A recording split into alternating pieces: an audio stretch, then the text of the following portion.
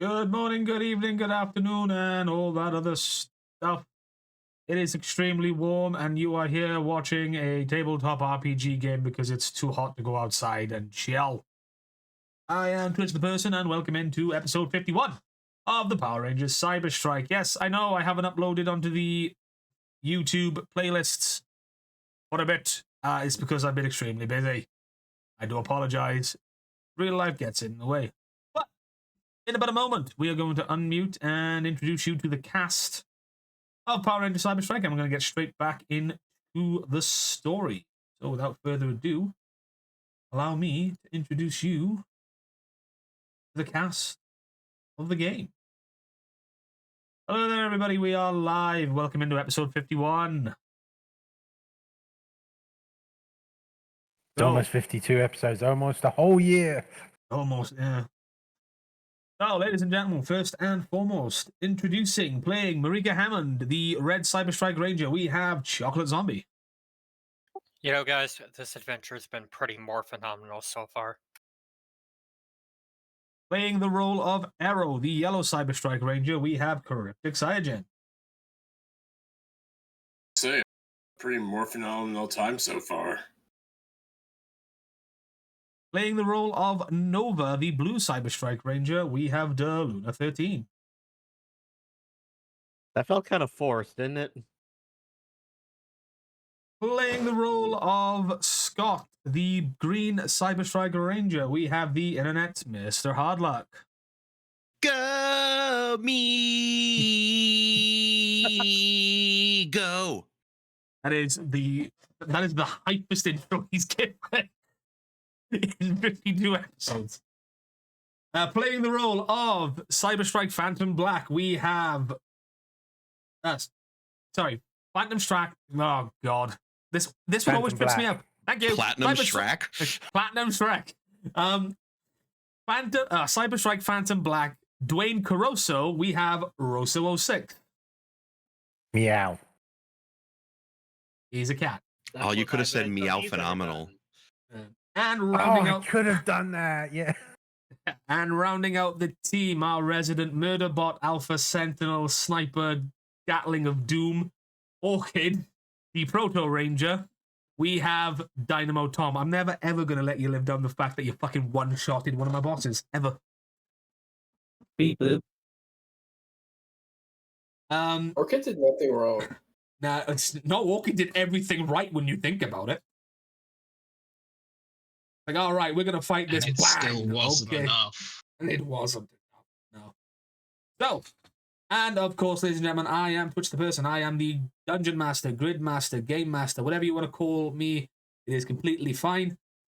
I am the creator of this entire crazy alternate universe Power Rangers campaign, which I continuously wonder why anyone took interest in the first place, but there we go.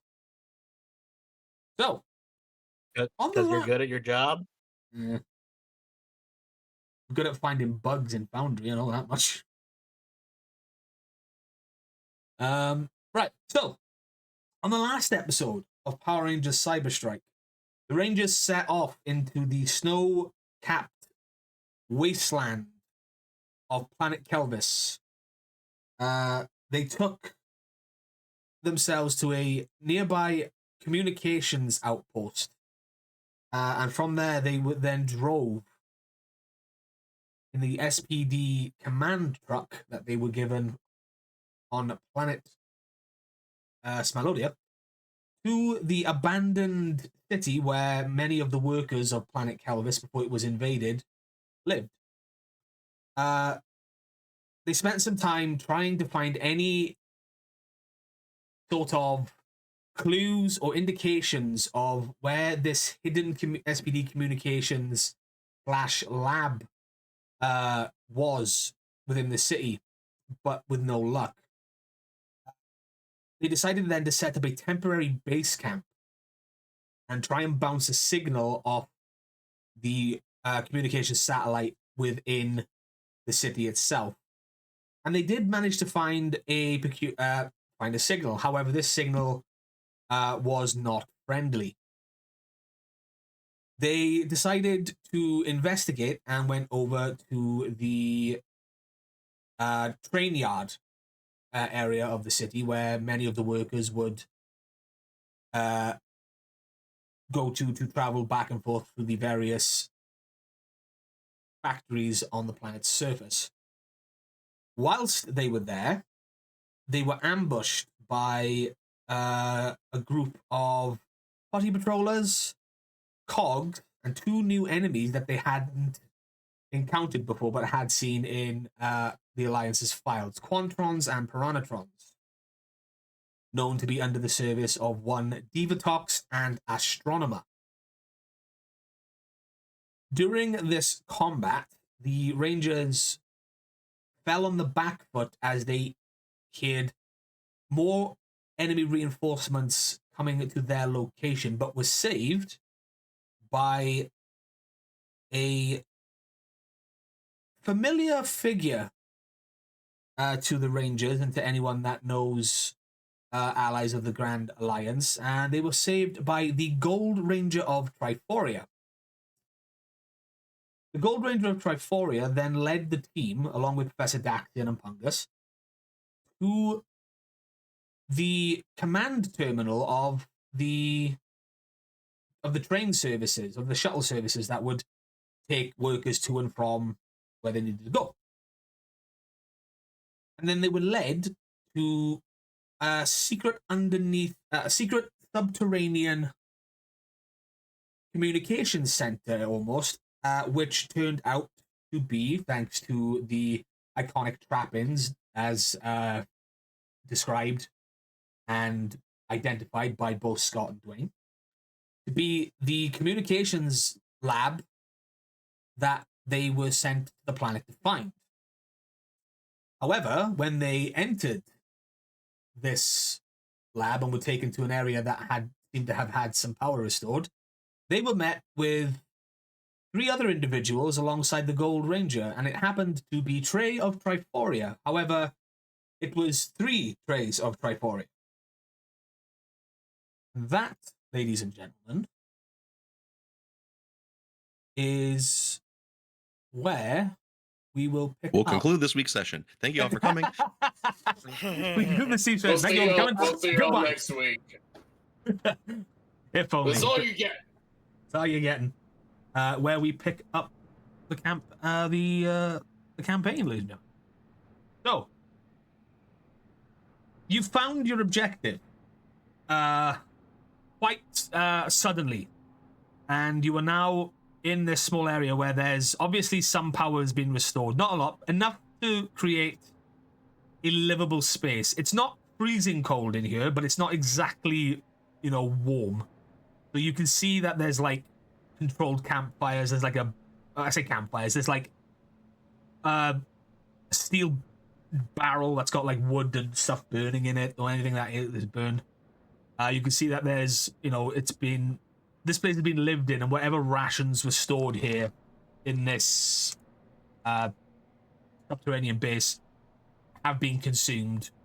Like, not all of it, obviously, but whatever's available is like that. It seems like these 4 individuals have been living here for quite some time.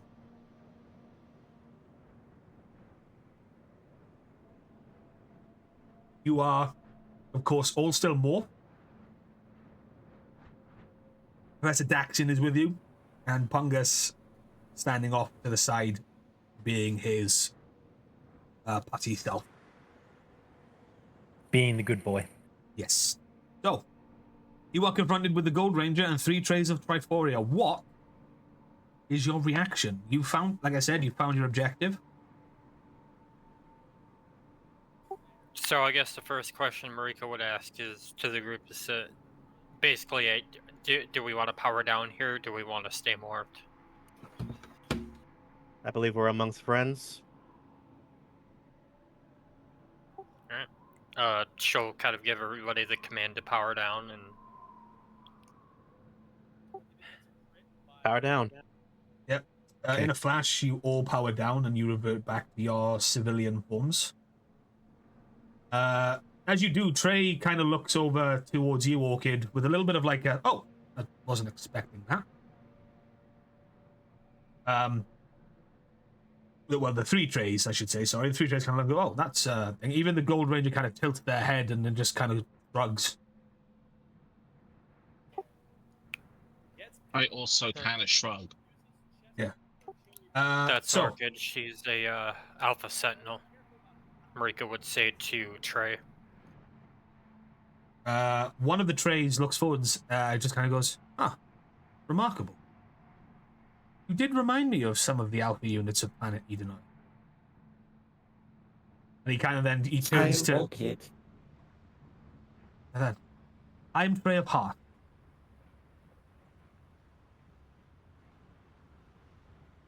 Pleasure to meet you.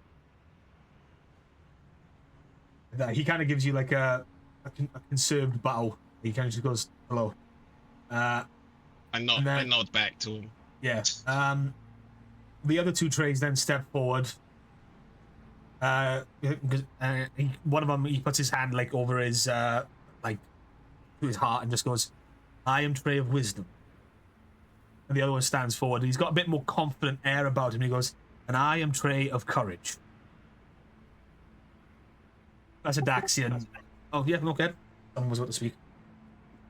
No, go ahead. As a Daxian goes forward and goes, ah, remarkable. Yes, I had heard of this phenomenon between the Triforians. You do have this innate ability to split or something like that. Although I hear that not many of you can do it on command. It's kind of a as and when type of deal. It's not really something I've looked into. All 3 of the trays kind of they nod at the professor's assessment. They said, and then Trey of Heart just says, yes. However, this situation was one that I did not choose. And then he Now, kind real of quick above game. Do we know that Trey is supposed to be the Gold Ranger? Or no? Yes. You all know that Trey is supposed to be the Gold Ranger. That's actually something that Nova's going to. Regardless, he points over at the Gold Ranger. Care to explain? Yes, we were led to believe that you are the Gold Ranger, and if you're not, then who is that? Yes.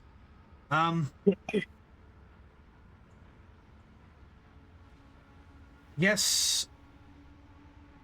It would be best if I started.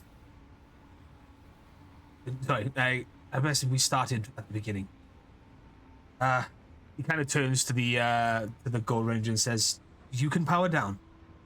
I'm aware of Professor Daxian and his team. They are friends."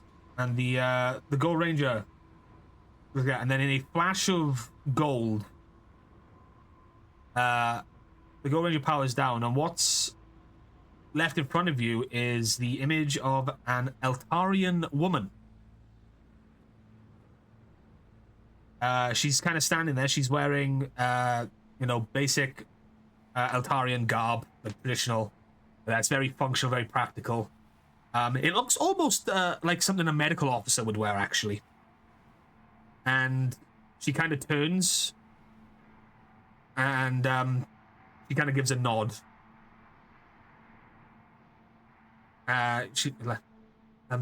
Hello. My name is Zora of planet Eltar.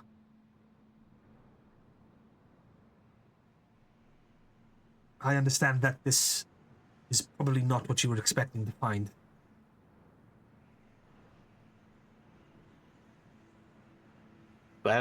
If I had a credit for every time I heard that. I will note that this is the first time many of you would be meeting an Eltarian. Would they have the blue skin? Yep. Like in some depictions? Okay. Yep. Oh, well, all Eltarians are blue-skinned. Blue-skinned and bald. Because they only seem to be capable of growing facial hair. They shave their heads. At least if you believe Prime, it's a rite of And that- passage. Yeah. No, like they also do have facial hair. You remember that one episode where Alpha was having fun? Yep. Now, Prime's retconned it. She is the image of a... It all spanned from one Zordon to an entire race. Yeah, it did. And then Prime was just like, don't like it, give him hair. But yes, in this depiction, she is the classic visage of a Eltarian fighter, or at least what you have come to see many of the Eltarians as. But yes. So you are. Well, she's powered down. She's like that. She's now looking at each other. You don't see a morpher or anything attached to her on her person at anywhere. But quite clearly, she was just morphed as the Gold Ranger. So Trey then looks to everyone and says, "Please make yourselves comfortable. We're safe here. The enemies above have not been able to find our location since we managed to get the power back online. I believe it's some sort of shielding built into the walls itself and the material. Rather remarkable, actually." Would Dwayne, because he's SPD, kind of know, like, sort of structurally, like if there's like a main generator or anything like this, like that?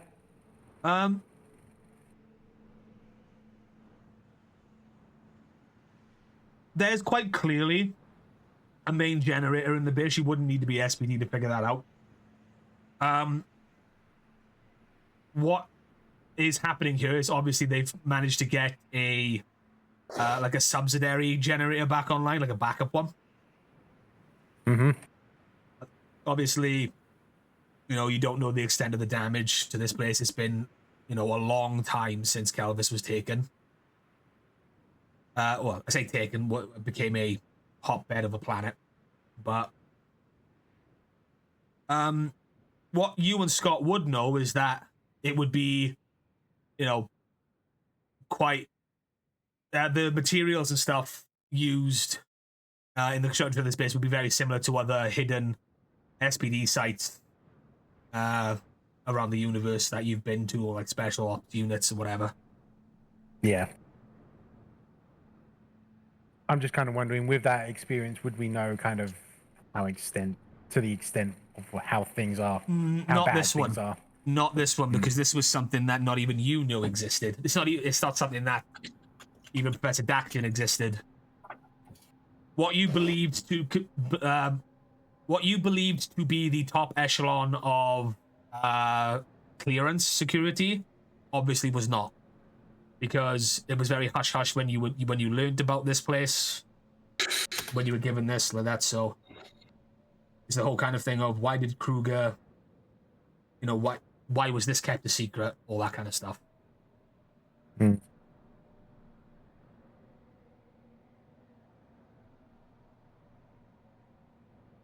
So do you make yourselves comfortable? Yeah. Dwayne would kind of see if there's like a manner of like getting a status report of the place. Give me an alertness check. Alertness perception.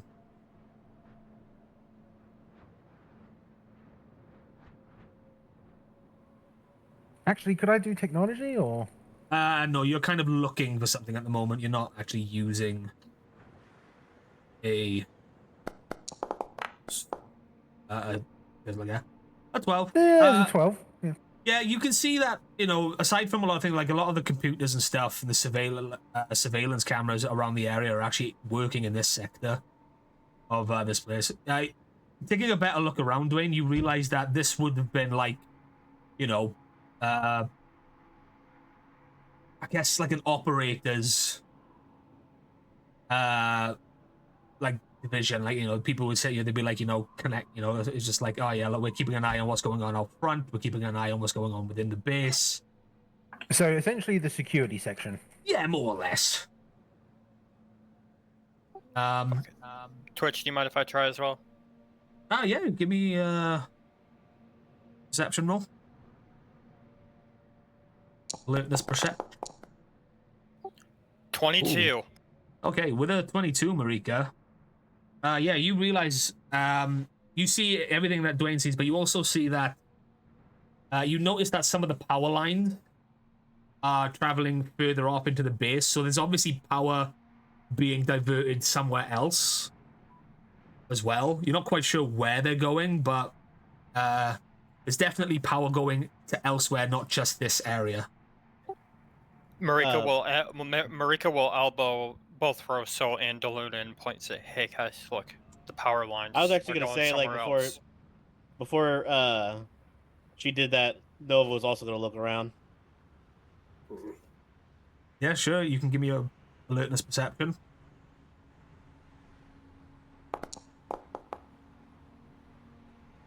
21. Okay, cool. And a crit as well. Yeah. Okay, so Marika, your observation there, but Nova, you turned it as you say it to Dwayne and Nova. You notice that Nova is already off taking a look around and notices the power lines yourself. Nova, you can see that some of the power lines are completely damaged. But you also can tell that they are definitely one that there's power. Whatever's powering this sector is also powering some other stuff further into the base. So you have a pretty good idea of just like if these power lines have remained intact for as long as they have, there's a good chance that there is a main power generator that could still technically be around somewhere. The only thing you don't know is that if it's busted or if it's fixable.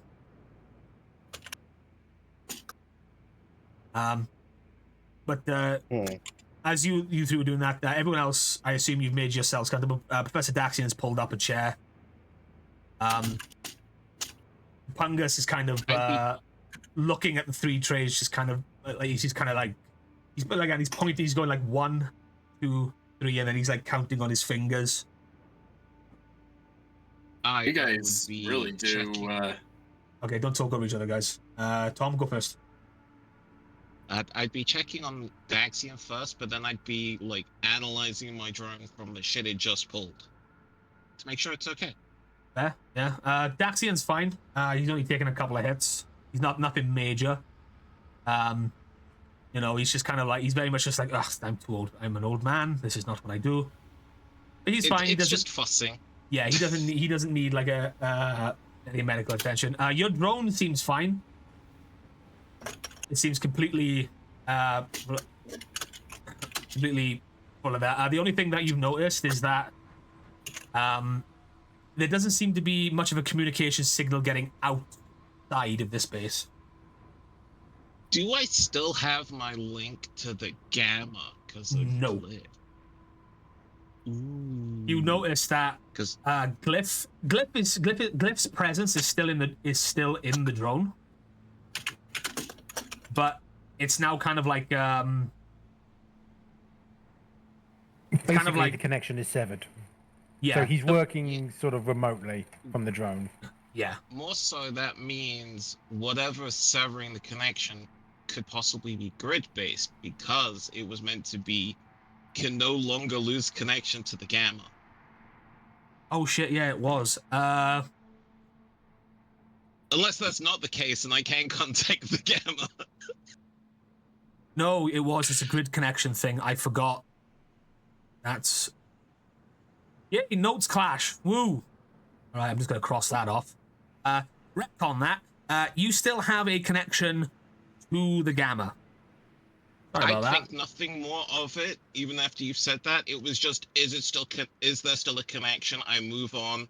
I'm now just but I'm making going, sure it's okay. You have a connection, but I'm going to say it's very weak. As long as it's there, Orchid would think nothing more than it, because it's not out of the norm. Yeah. But comparable, normal communications, you notice, cannot get out. Trey and Zora are kind of looking at Pungus a little bit like, you want to explain that before we get started, or? Oh, it's okay. He's friendly. Don't worry about it. Long story. He's actually a good one. Zora goes, a good He- putty patroller? I'm sorry, He's our special guy. Yeah, I- he's actually quite friendly. Except that Pungus kind of just waves. It's a friendly little wave. What was it? A Quantron that he pulverized on our way here? Yeah, midair. Yeah. That we did Trey one of the Treys pipes up, and we did observe the battle from here, and he indicates to some of the screens that, some of them, like 3 of them are broken, but there's a couple that are still, functioning, even if they're flickering on and off a little bit. So, you are the new team of Rangers that Professor Daxian was working on then? Indeed, we are. It's good to know that your research paid off, Professor. It has been a long time since we last saw each other. Indeed. I had feared the worst when we heard Pyramidus was destroyed. I am sorry, I know it was a symbol for your planet. But, hey, why have you not tried to reach out and contact?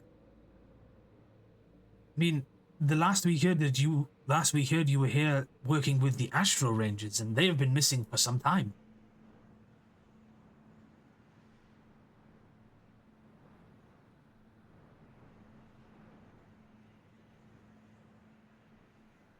Sorry, I thought I was going to sneeze. Trey kind of... the Trey's sitting down in there, where they are. Well, 2 of the Treys are sitting. Trey of Courage is standing towards, he's kind of leaning on a table.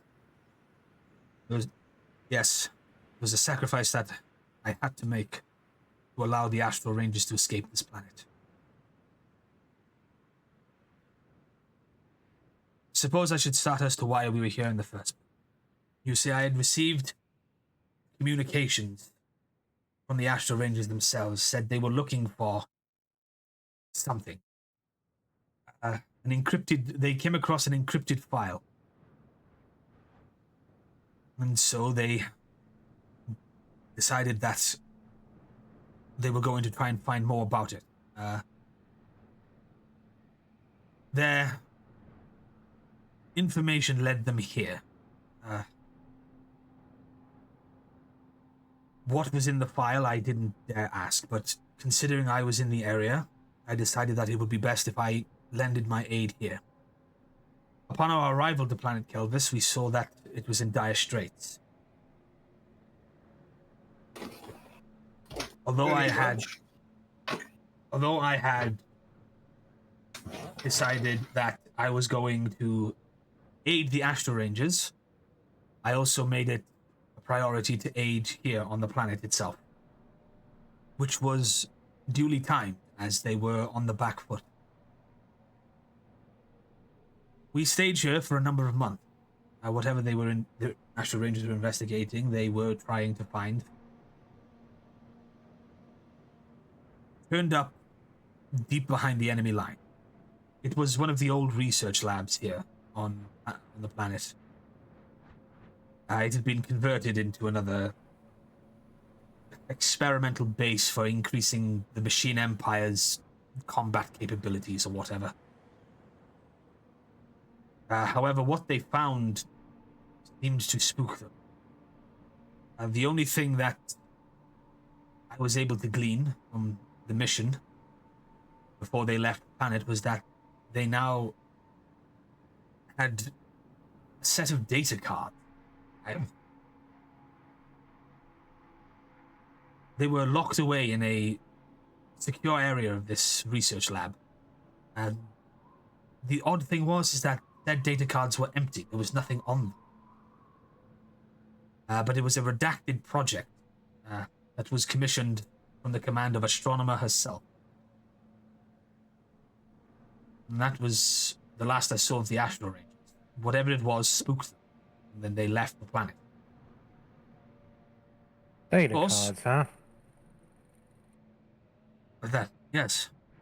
But, like I said... Dwayne's going to have a look to Daxian and he's like, I think we may know exactly where they've ended up. Would you?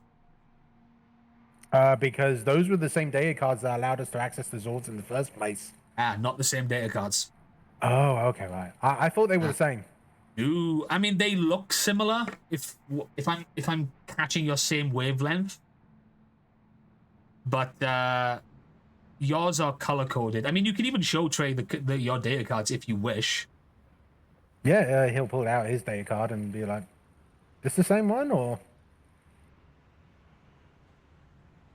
He kind of looks at it. Even Zora, she kind of stands up and inspects. She kind of like goes like and holds out her hand as if to say, "May I?" Yep. Like she takes it in her hand and looks it over and says, interesting. There's a lot of grid energy flowing off of this."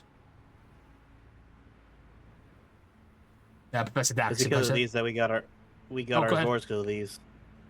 That grid ignition key. Fascinating. I did not know that like that. I had no idea that you expanded your project into the Zord phase, Professor Daxian. Professor Daxian kind of looked at Zora and said, I didn't. That's another story in of itself. I'm surprised that the Eltarian forces know of my escapades. Of course, it's no secret that we have petitioned for Eltar to join the Grander Alliance. That Zora kind of gives like a bit of a solemn look to herself. She says, yes, I for one support the initiative to join with the Greater Alliance, but unfortunately I am not part of the High Command. She hands back your data card, and Trey goes, unfortunately no, although very similar. Hold on. And Trey of Courage goes over to like one of the the only other working console and types in a few things. If you were to look at this console, you can clearly see that it has been repaired to a point it's like so that it's usable. I think I may still have some of the files. Dwayne would be like kind of like outside, kind of looking at the console. Nova as well. Yeah. He brings up. Hello. I'm gonna jump down a rabbit hole here, and you're free to correct me if I'm wrong. Can I make what would be like a remember check? Would it be just like a base smarts roll or an alertness roll or what? Because I want to, if my hunch is correct, I think it may have something to do with our old friend Trek.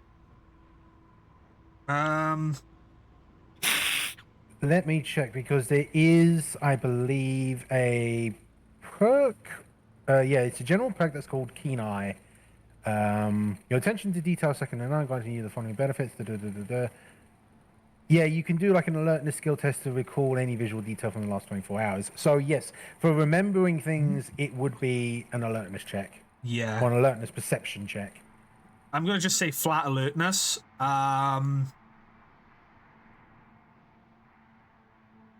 Yeah, just flat alertness. Go ahead. Let's see if you can beat the skill check. It might be it's going to be a bit of a high one, though. Need to beat 15. I mean, if you want, I can give you. I'm proficient. Well, not necessarily proficient, but I've got skill dice in it, so I can give you like edge on it. I'm going to say no, because this is something Marika is doing whilst Nova and Dwayne are distracted with Ray. You know what? I'm gonna spend a story point and specialize this. Sure, go ahead. I mean, Keen Eye is a perk that lets you remember something from a day ago. Crit 16. This is not Keen Eye. This is just Marika trying to recall something, which is why I said it was going to be a 15.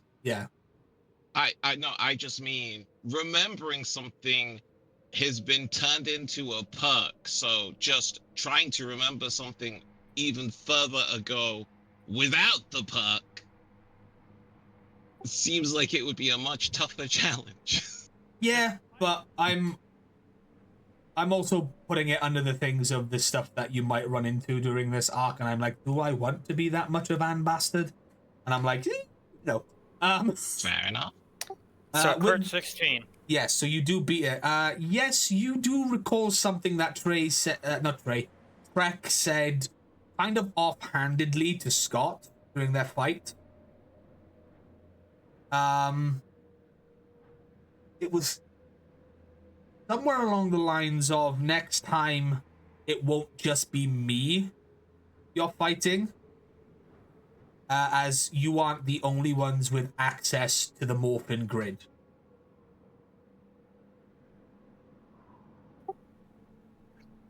Marika, you guys, like, anybody who's seeing Marika right now will just suddenly, like, she has, like, the light bulb just went off in her mind expression, and she'll turn to Scott specifically and say, "Hey, Scott, remember what Trek told you?" Do I? You remember a lot of what Trek would told you. You'd have to narrow. Marika would have to narrow it down. She would say, what he said about the next time we see him, he won't be alone, and how we're not the only ones with access to the morphin grid. I don't like where you're going.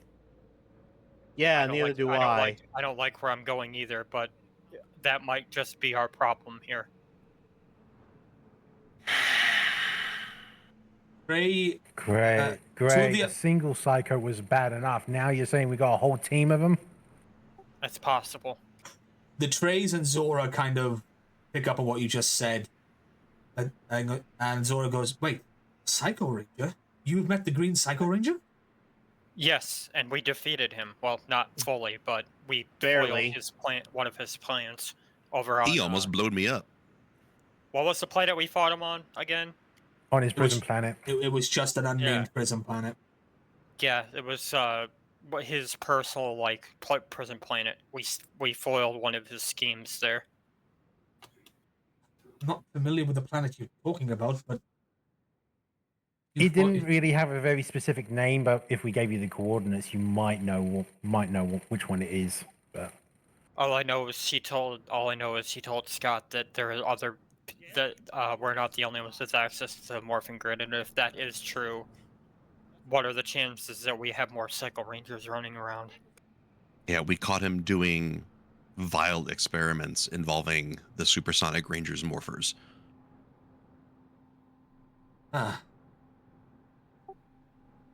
We had wondered what had happened to the Rangers of Zybria. We knew that they were betrayed, and we knew that Trek, the Green Ranger, had done so, but the morphers themselves and the powers were lost. Did you manage to recover them? in a sense, sorta. It's how Scott can access supersonic green now. Yeah, you kind of saw how my outfit looked a little different than everybody else's. Yeah. Indeed. Happy accident. Well, you are Zybrian yourself. In fact, you kind of look like Trek. Yeah, I know. I mean no disrespect. There are some vast differences. It's I don't take it personal. I get that a lot, and there's reasons for that. Seems like you have all had your own interesting stories, much like Ray and myself. If we had the time, we could definitely regale you with them. But unfortunately, I don't think we do. Regardless, if this is the road we're going down, then the Astro Rangers were right to be spooked by those data cards. That as you say that, Marika, Trail of Courage finishes and says, here's the file. There are some other redacted things that redacted files here that's damaged, but the Astro Rangers left a lot of what it was here. They made copies and left. May I? Nova would go over to the computer with his tablet and see if there's any way to connect to it to actually just download them, and like this will be a lot faster. Did you bring your tablet with you? He always has it with him. He doesn't let it. Did you bring it with you as part of your equipment? Yeah. Yes. He never leaves home without it. Right, but remember what I said before you all set off on this mission. You need to be very clear on what you were taking with you. And I said I was breaking the tablet because he knew that this was something that might happen. Okay. Because, like, when above game, when I'm like, yeah, we're gonna be going to an abandoned base. If Nova could get all the information off of it onto the tablet, it's a lot easier to carry that than a computer. That was my thought process the entire time. It also wouldn't have mattered if you didn't, because Daxian has a lot of his equipment with him as well. But just pointing that out. Okay. Just to build on what you said in the chat there, Hardlock. Your current mission that you know of is to get to this base that you are in now. This hidden base that not even you guys knew existed. Not even Daxian knew existed. And retrieve... Oh, mission accomplished. Great, let's go. Yep. And retrieve any and all information that you can from its servers, I guess. And then to re-establish a communications link array so that you are able to give the signal to Commander Kruger and the Smilodians waiting so that they can bring the satellites into orbit to set up basically this French shield thing plan that I mentioned in the last one. I can't remember what I called it. Basically establish this orbital shield defense, which ties back to what you were all doing on Smilodia. Yeah. Actually, can Dwayne ask Trey? Is there a communication system that we can look into? Trey of Heart stands up and says, I believe so, but a lot of this base is damaged. Not from an attack, but just from poor maintenance. Dwayne pulls out like his sort of like the handy tools that he's kind of got, and is like, I can do a bit of maintenance. Very well. I'll see what I can kind of fix at the very least. Yes, of course. Zora kind of says, I can show you some of the areas that are currently receiving power from the backup generator that we found here in the base. We're not quite sure how far down it goes, but there are several elevators. There's even a turbo lift. We're not 100% sure what this base was. Well, if we can get the communications link up, we can pretty much get the sky shield up around this place, which means that the bad guys are going to have a much harder time getting to this planet.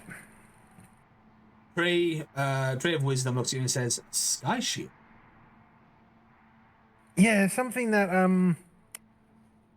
Kruger planned, and the Smilodians are providing the tech. He calls it a sky trench. Huh. Zora says, Smilodia has entered the war? Yes, it has.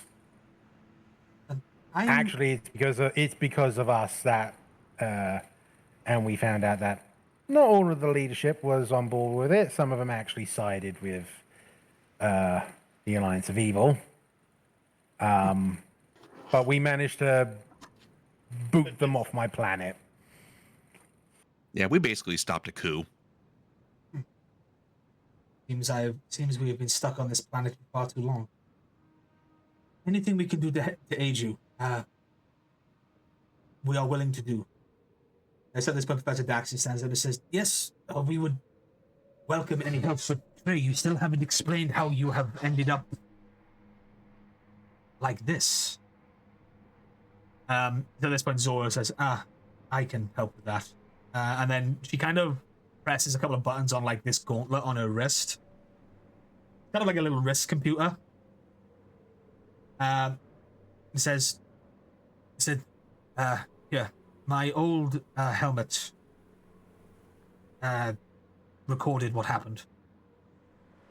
Is it basically just stock footage? Kind of.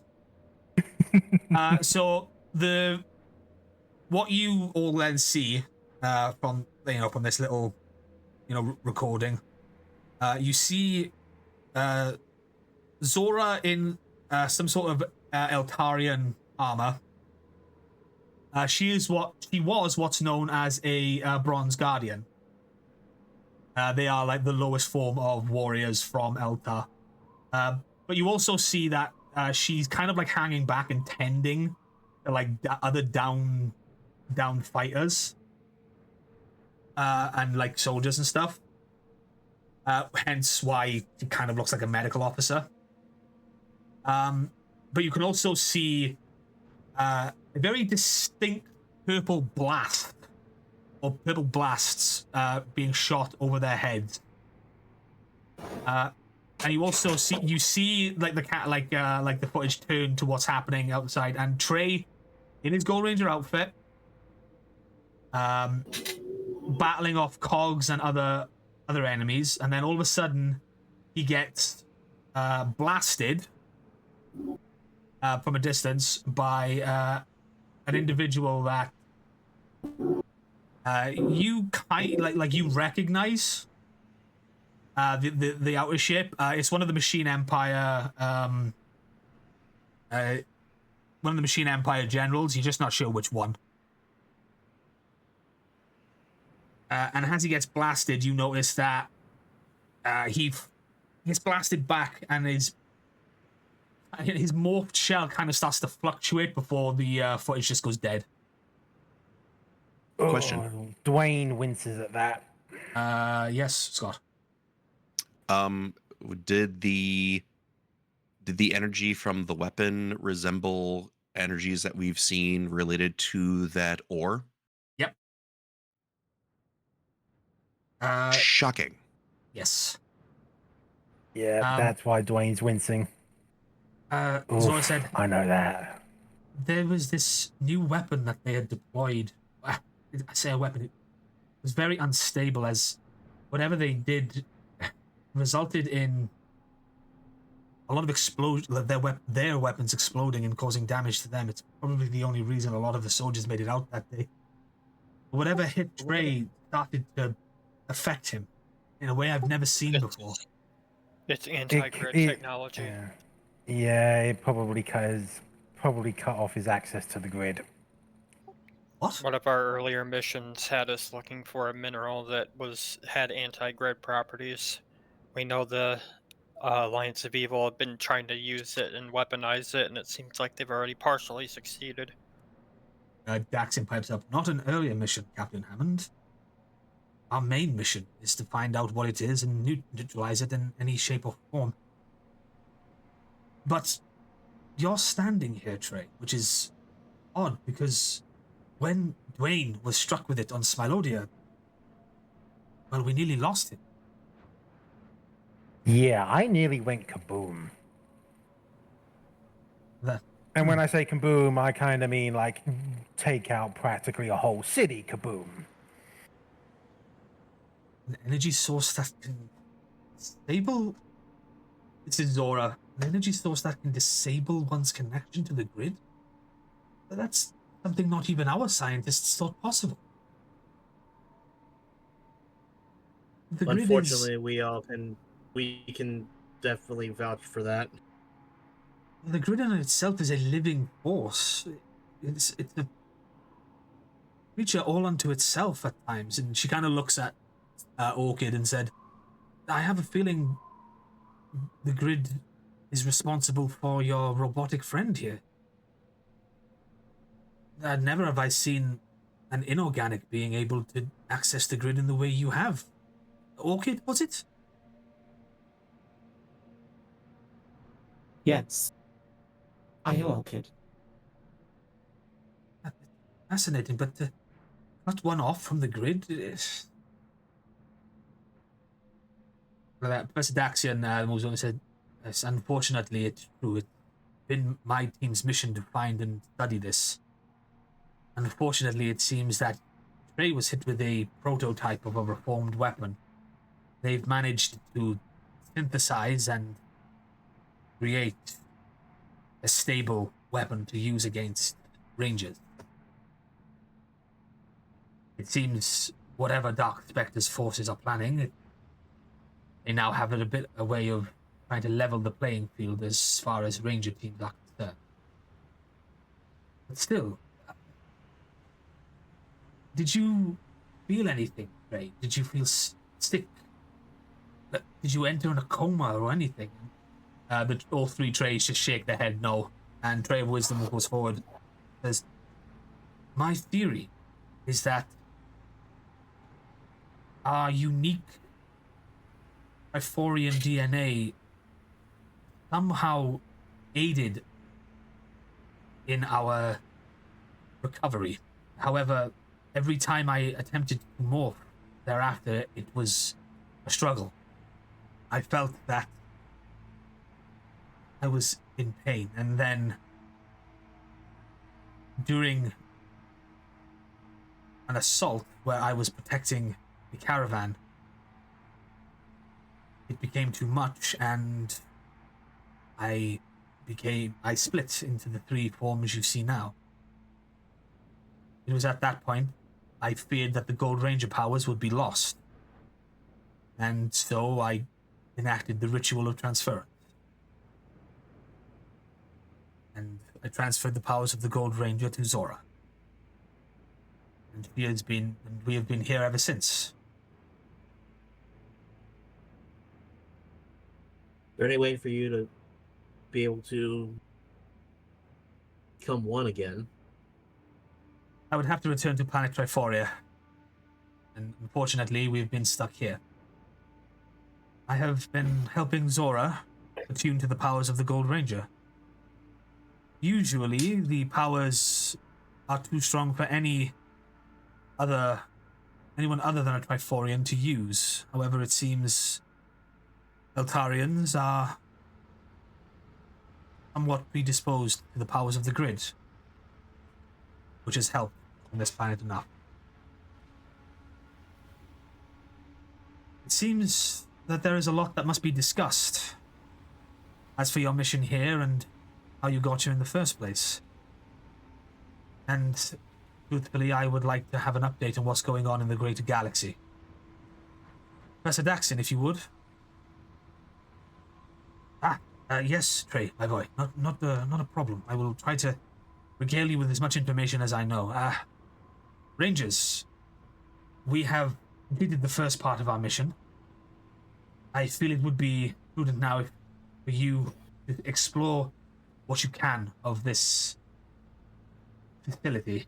Anything that you find that you could be useful, either bring it back here or take note, and we can try to re-establish what we have here.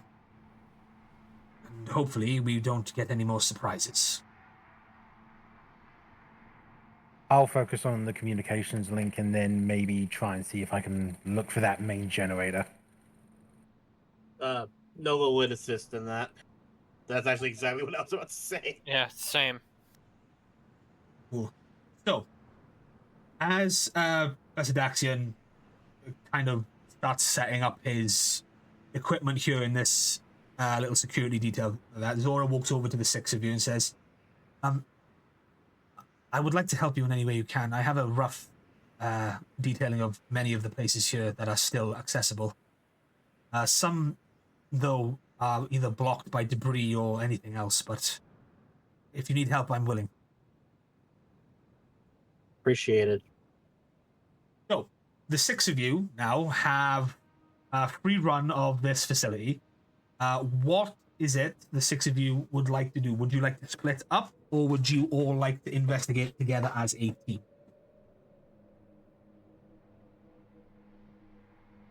Well, I do know that 3 of us are going to be going for the communications link first. The difference is Not that sure what the other 3 are going to do.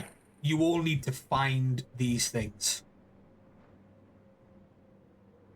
So the question is that if you're going to go straight for the communications link, there's a very good chance that it's not operational because there's no power running to it. And like I said, the mission is to try and grab any information, anything that is stored here, anything that is salvageable, and to bring it back to Commander Kruger himself. I was thinking that some of us should go check out the overall power situation and see if, you know, because you said that like stuff looks like it could be running better than it is. Yeah, basically. Nova from Nova's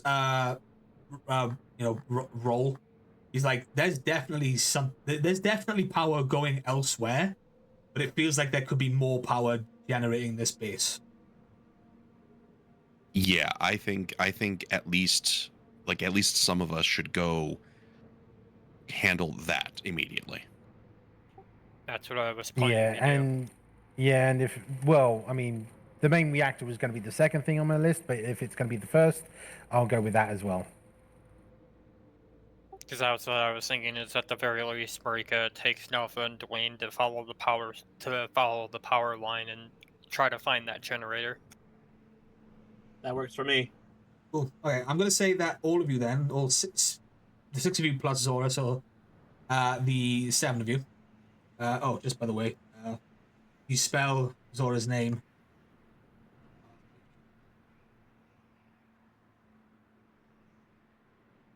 Coming out with an Altarian name that began with Z was not easy. I'm just like, they all begin with Z. How do I do this?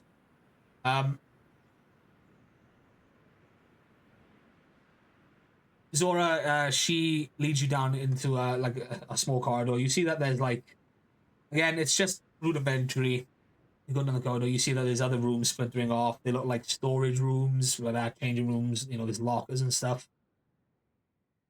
Because further down, if you are looking for the main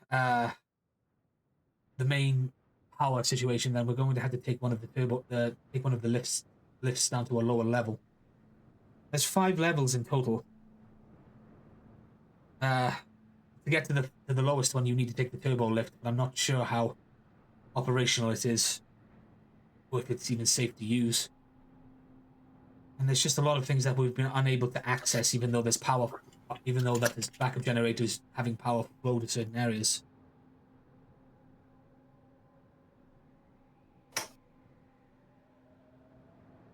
She leads you all down. You all go thing again. You see that there's various parts of the base that's in disarray. If any of you want to, you can make perception rolls as you are being led to your destination.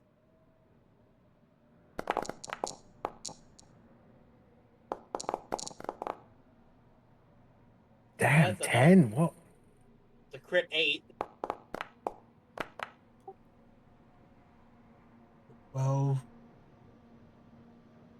1, 2, 3, 4. Okay, yeah, cool. I'm gonna count that as a group roll. Considering 3 of you got crits, and 2 of you got crits beating the score. As you're all walking, you all individually take in what's going on. You can see that there's some damage from debris. You know, a couple of panels have fallen off the walls. You notice that this top layer is very much... There's the security details. There's, like, conference rooms. You see a mess hall. You know, and all that kind of stuff. You also see other, like, small little workshop areas. But there's... Basically, this is very much, you know, it's the top level. There's nothing, you know, that you wouldn't see in a normal base here.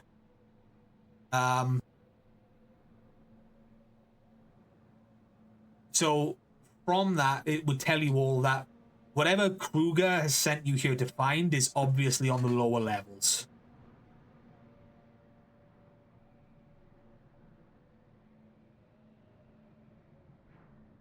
as you get to the one left, Zora goes and said, "This was the first lift that we managed to get to. We cleared a lot of debris," as she indicates to one of the small rooms to the side. It's just full of like scrap and debris and whatever else. And it was operational. It takes us down, basically down to the down to the third level. This seems to only go there, though. It goes down to where the food was kept, the rations and everything else. Basically anything that was needed to keep the base living. Where we found the backup generator, but everything else down there was beyond my scope of reference. Any other alternative path to the 4th level? That I do believe that it would be in one of the other lifts. However, there's not a lot of power diverting to them.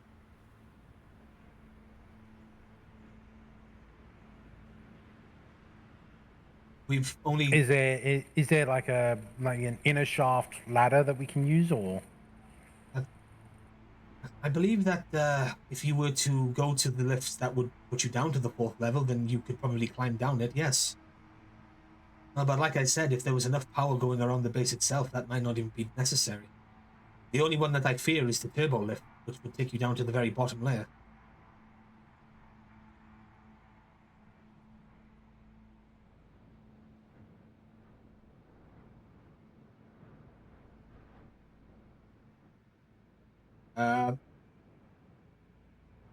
You all step into the lift. Dwayne, when we get to it, would like to inspect the turbo lift and just see how. Yeah, it's in a different part of the base. But one thing that you all notice that there is a very oddly. It's odd that there are different lifts that take you to different levels. That's something that strikes you all as very odd.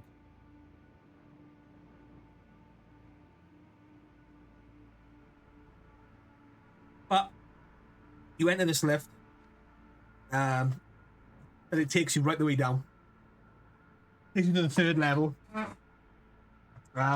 As you step out, you are greeted with something that's not unlike the hydroponics level of your arcologies, Dwayne. It's very like that's the vibe. You take a look around and like it's huge. It's just kind of like, wait, what the hell? It looks like they were growing food here. It looks like, this was like where the water supply was going. It almost looks like this entire area could supply it for the entire city itself. So you get the feeling that it was kind of.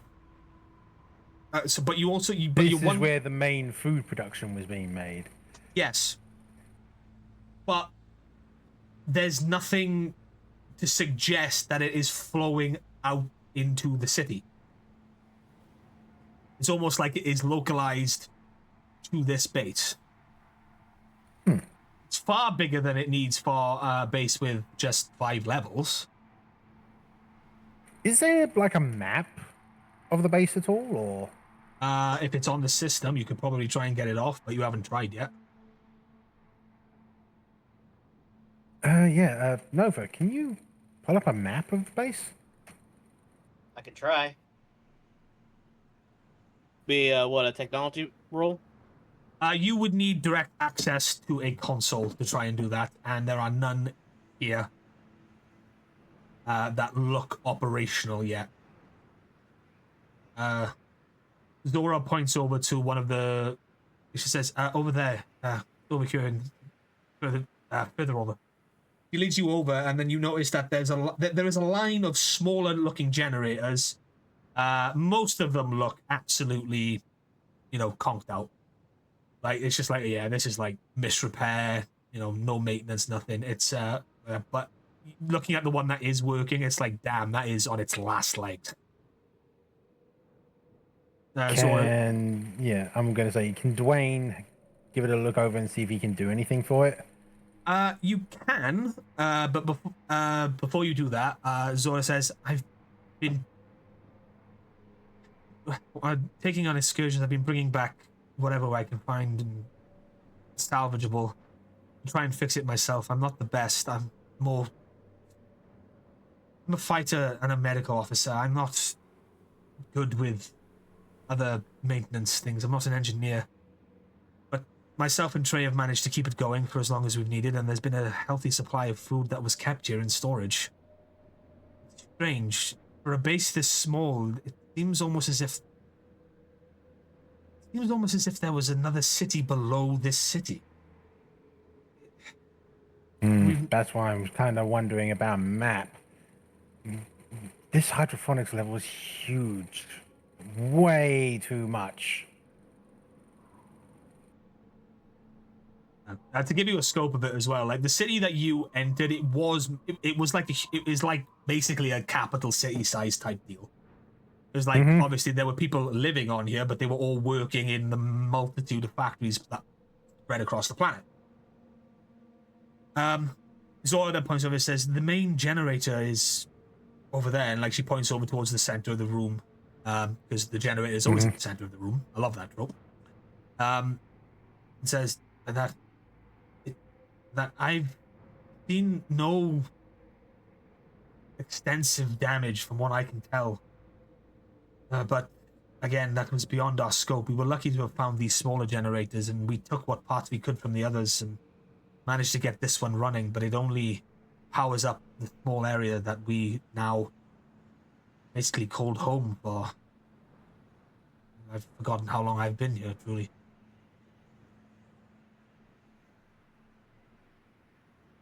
Yep. I'm gonna make a roll.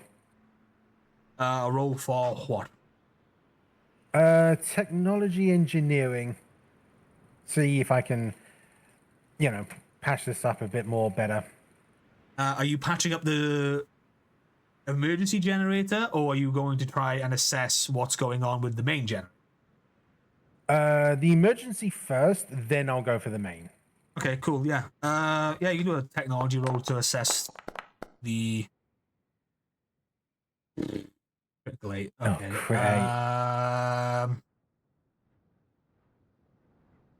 You can see that this generator is, it's working for now, but how long it'll last, it's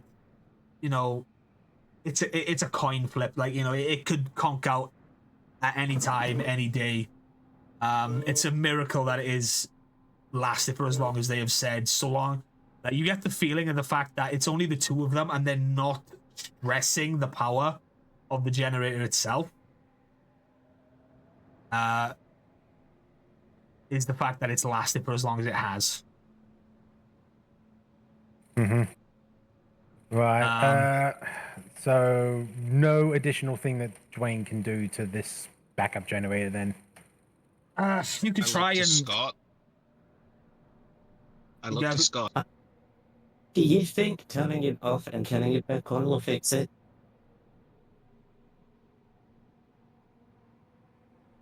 Oh, I didn't realize I hit it twice. Can't hurt. Probably.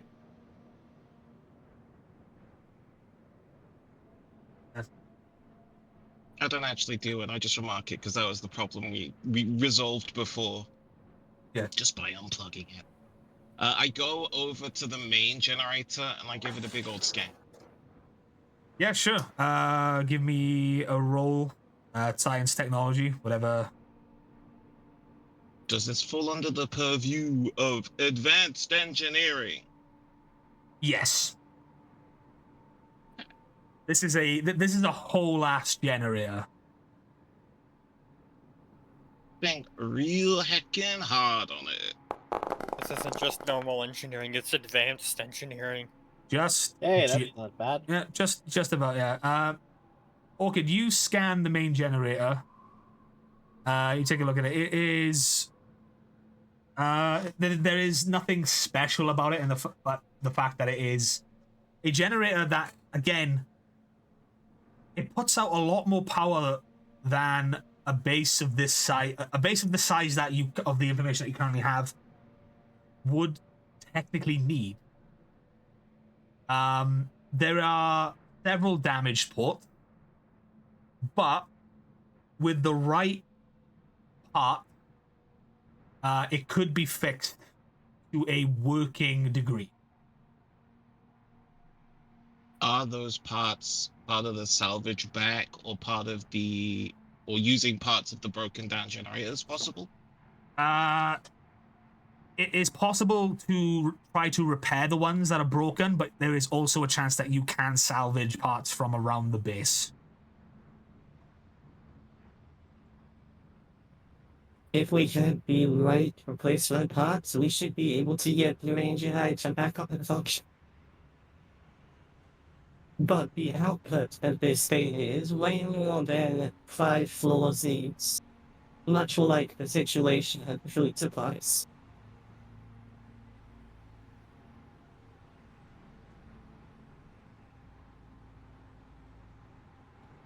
Zora kind of steps over and says, why would this... Are you saying that there is an overabundance of energy that this base would need? If this generator was at full capacity, you probably could supply the city with the amount of power, but this is an enclosed system.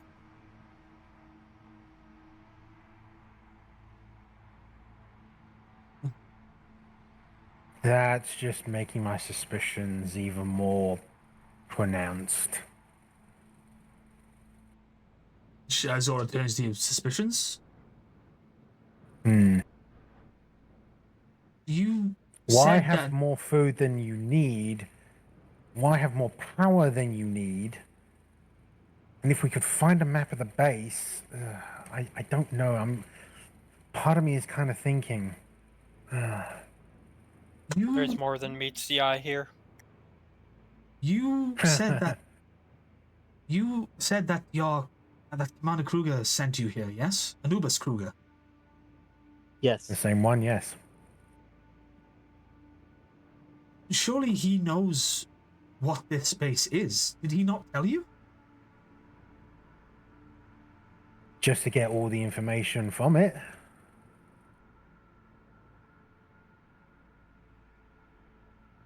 Also that it was a secret, which makes sense why it is so abundantly self-sufficient. So you didn't know this base existed before you came to the planet? No, and I'm SPD, and not even I know.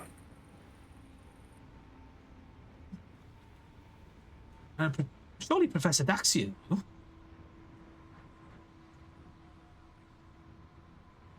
No one knew, as far as Dwayne gives a shrug. Trust me, this was way above our pay grade. Might as well skip the back and forth. What is this place? No, as far as I knew, it was a subterranean base. I thought it was like a panic shelter or something. There's enough food here. Obviously to feed people. There was a medical bay. I mean, unless they were preparing for an apocalypse, I don't see why they needed so much. I never really thought of it. It's just been our safe haven.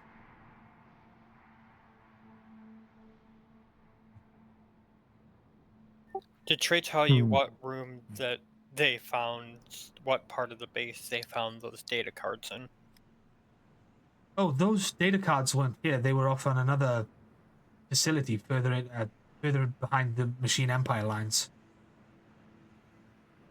At least that's what he told me. That was before I came here. I was sent to assess the situation. Ended up staying a lot longer.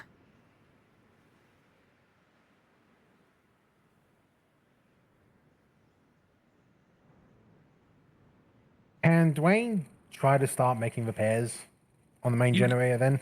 Yeah, all of you can if you want.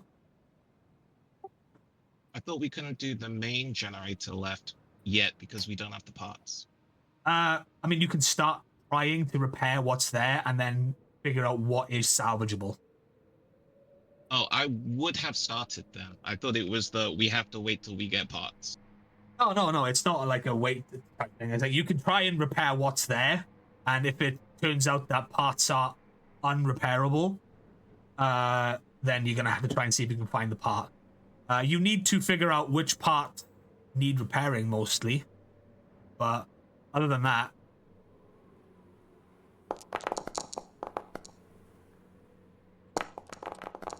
you know what? Screw it. I'm going to use a story point on this. May have an answer. Unrelated to what the other guys are trying to do right now. Is this location, like this planet, strategically advantageous enough for this to potentially be like some sort of frontline base? Yeah, 100% at the moment. Originally, Kelvis was made as before the Galactic War got to where it is now. Kelvis wasn't in a battle zone. So it was the planet where the Korovians were churning out, weapons and tanks and spaceships, the lot.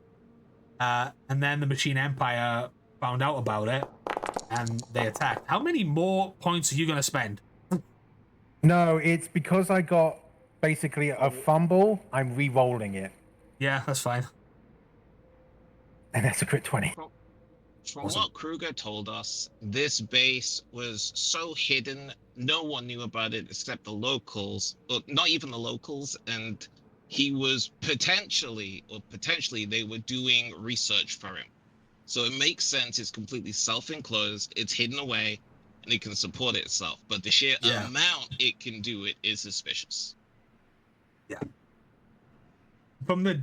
So I'm going to say, from all the information that you've gathered, and this is going to include Professor Daxian as well, you get the feeling Kruger hasn't told you everything.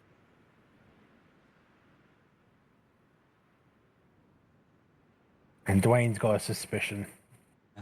However, Orchid with your advanced engineering and Dwayne with your engineering and the crit 20, between the two of you, you figure out the parts that can be fixed and other parts like that. The main things that need to be salvaged are power couplings, so that you're able to reroute some of the energy down power lines that are not damaged, as to not overload the systems and trip them.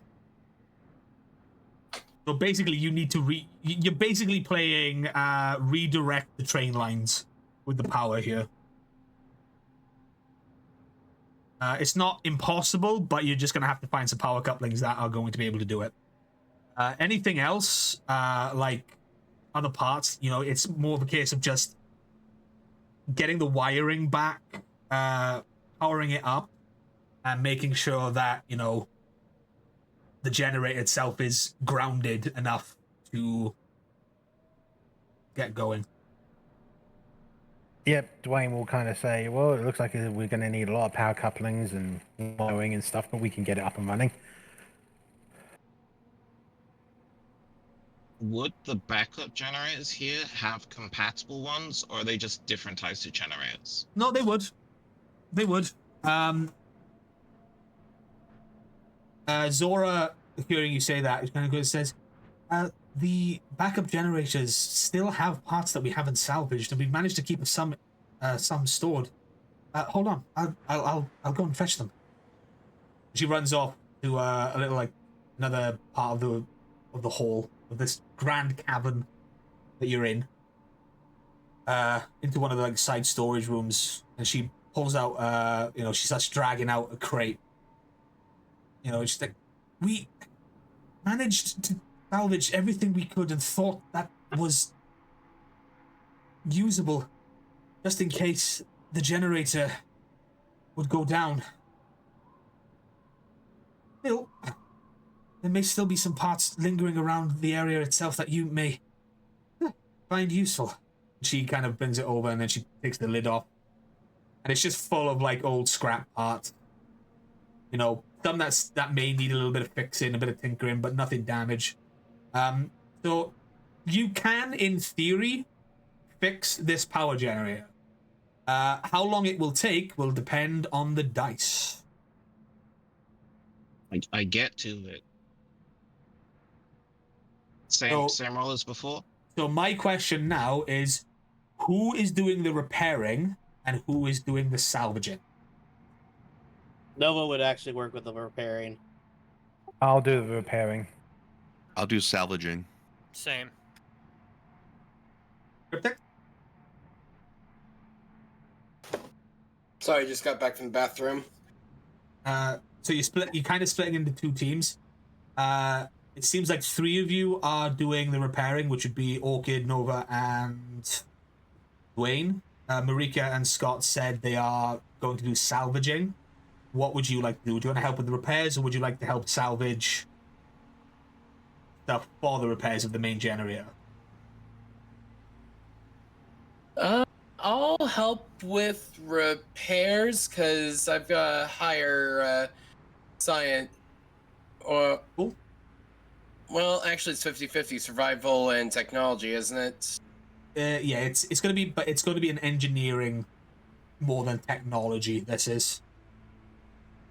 Okay, because I've got D4 in science, but D2s and survival and tech. But it's basically going to be like an engineering thing for this generator. Because it's not exactly a science, it's kind of just like, yeah, it's a power type deal. Right. Are we going to focus this into one, or are we going to do this as a group? So it's going to be a group roll for both. So team fixing generator, I need you to make the rolls. So if you would roll engineering. Orchid, you can do advanced engineering. See, I don't have engineering. I'm just gonna do technology. If that's all right. I am going to re-roll that. Twitch. Yeah, one sec. Again, it's more of an engineering roll than it is a technology roll. I'm not sure how well tech will help.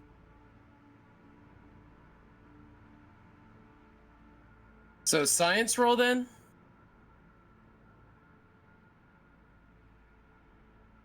Again, it's not science, it's a power generator. It's more of an engineering thing. You could either just say not in the wheelhouse, or you could say you can roll technology, the DC for it's just going to be higher. I'm trying to figure out what I need to roll. That's the thing. Yeah, like you're asking us to roll an advanced skill. Engineering is a specialization. Right, so what does engineering come under? Technology. So, okay. It's a specialization of technology. Oh, okay, my bad. I guess then, yeah, just roll me a flat tech skill. Sorry.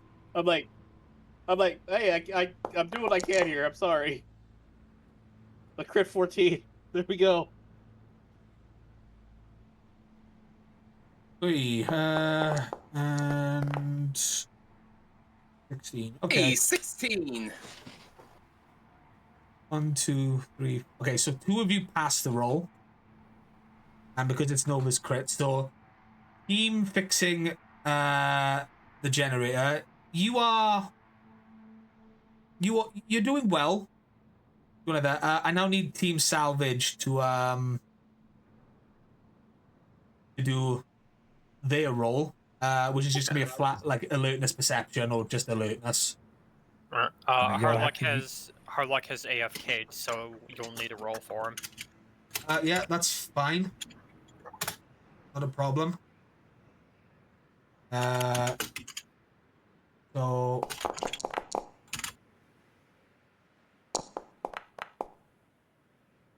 need to change the name of the sheet as well. Now I need Harlock's sheet.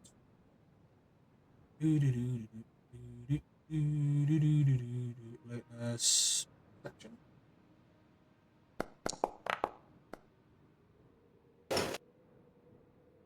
Hey, crit there. Yeah, the 3 of you find everything there is to salvage. Whenever one of the team says yes, like, oh, we need this, you guys are able to go around, you find it, no problem whatsoever.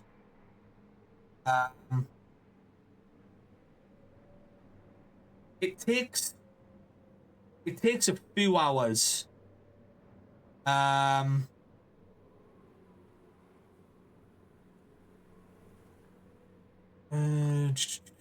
You did crit. You did crit. I'm gonna say it takes about 7 to 8 hours of non-stop work, but you do manage to fix everything on the main generator itself. So what I will say now is you just need to power it up.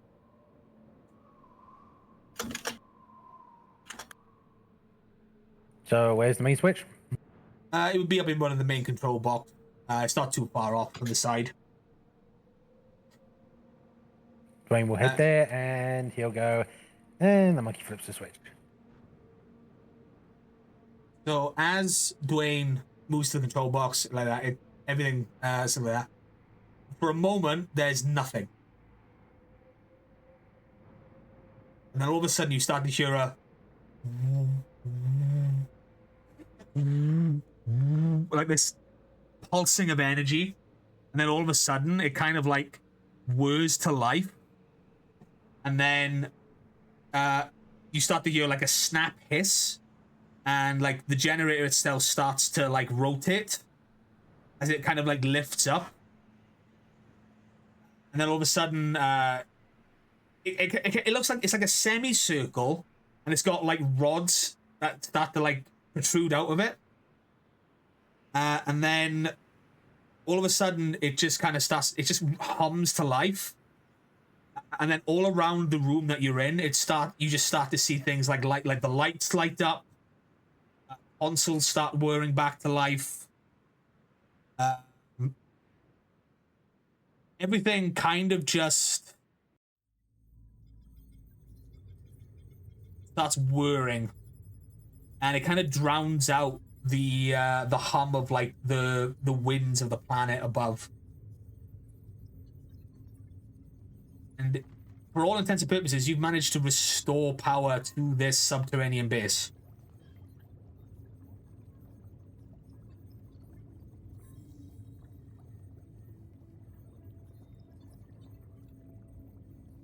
Well, that was easy.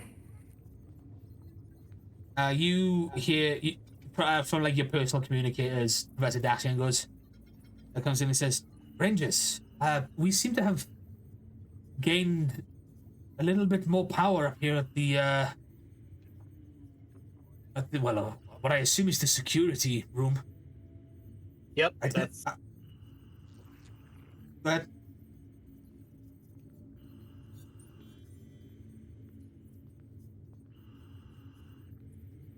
Luna, go ahead. Nova's just gonna be like, yep, that's us. That I assume you've got the main generator working. It wasn't in too much of disrepair? Surprisingly, no. Well, I think it's best if you return to where we were. I've found some things that, well, you may find interesting.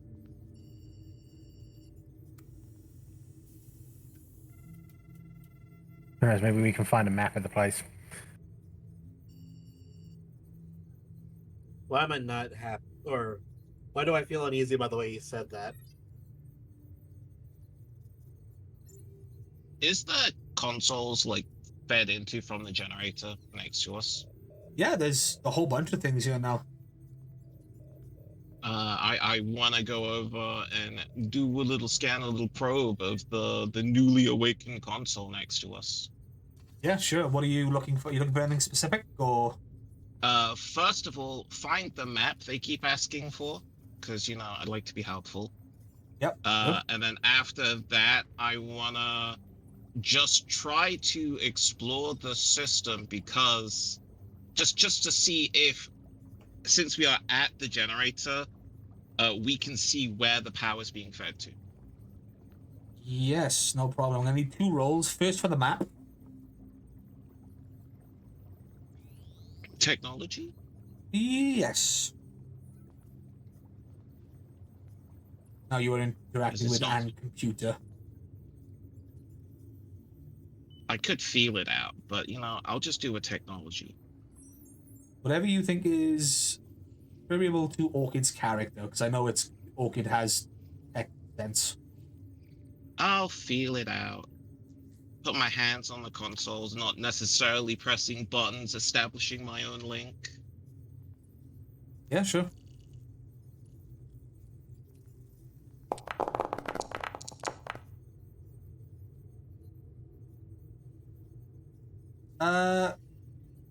You're able to gain the knowledge of the 5 levels that are active. You're able to get a map of the 5 levels, but beyond that, nothing much. Curious. I start only reading 5 levels. Can I check if there's like any significant power draw to any of the levels? Yes, you can. No, like there's only 5 levels, but man, floor 4 uses enough energy to like power half a city. Same roll? If you want.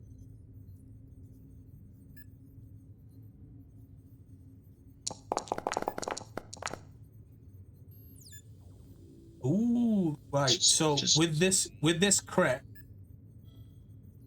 again, you only know of 5 levels. That's what you've just scanned, but there's still a lot of power going elsewhere below the 5th level.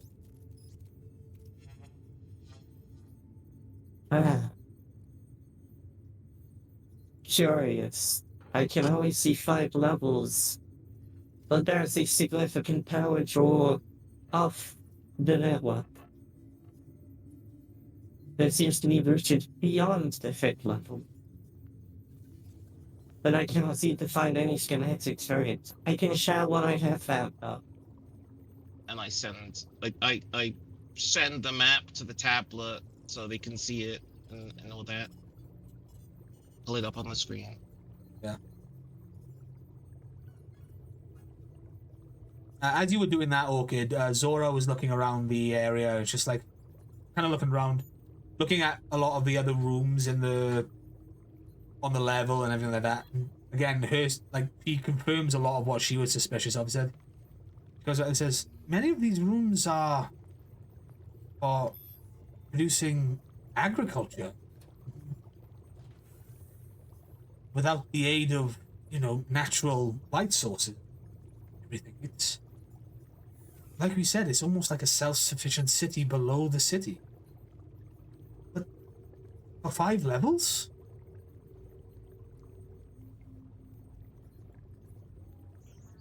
I believe there is one in 5 levels. We just cannot see them with this man.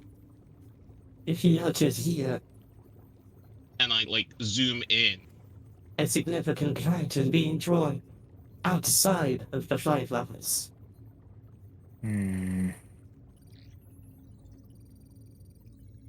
It has to be going somewhere, and it seems to be beyond the 5th level. If anything, this map has just been redacted. We are missing valuable information.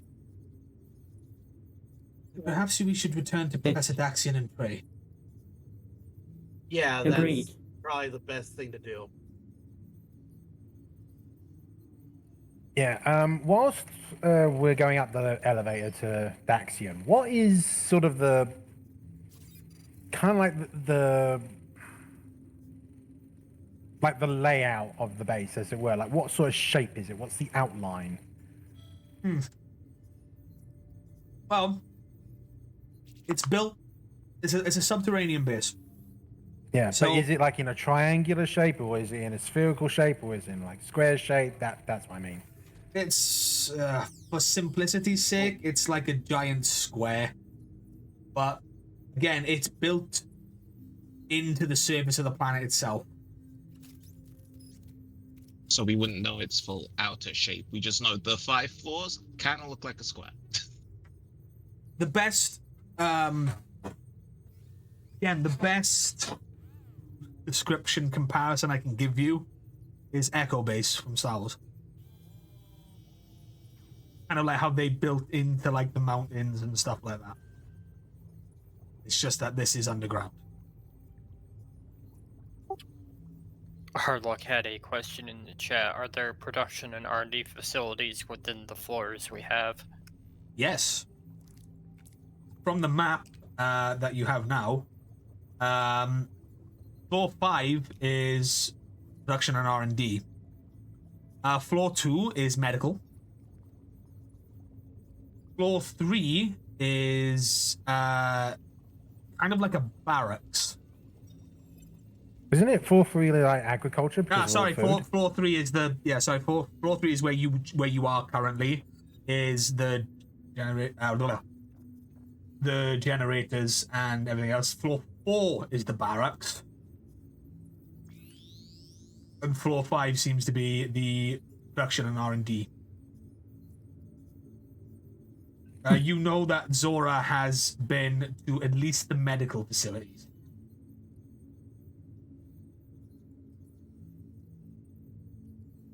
I actually messed up my note there. Or 3 should have been the barrack, not the thing, but we ball. Not retconning that now. Yeah, you all make your way back to Professor Dax, and you get back up. The room itself now, the security details, and they've gone back. It's a lot brighter. There's a lot more things. You can actually see other. There's actually like robotic arms in some of the little more techy workshop rooms on first floor. I guess the best way to describe them is Dummy from Iron Man, if anyone gets that reference. Yep, I get it. Yeah. Like that. There's a bunch of those, and they're just kind of like, oh, yeah, this is blah, blah, blah. There's definitely, as you get back to the room itself, the screens that were flickering and now we're in full view, you actually can see that there's, you can see a majority of the area you were just in. Hell, you can even see parts of the street that you were fighting in earlier before coming into the base. Turns around and goes, Rangers, well done on getting the generator operational. I'm still having trouble connecting the communications, but I assume that that's something that we can work on here, maybe. Would the barrier they have put up to keep us shielded be prevention with the communications outside of base? I'm not sure, Orchid. Obviously there were communications getting in and out of this base. However, it just seems to be that we are unable to connect it to anything currently. I'm wondering if there is something connecting it to the communications array within the city itself. Or maybe they were kept completely separate. Nevertheless, look, I've managed to bring up some files, but a lot of them are encrypted. I have not been able to break them. I've never actually seen these encryptions before.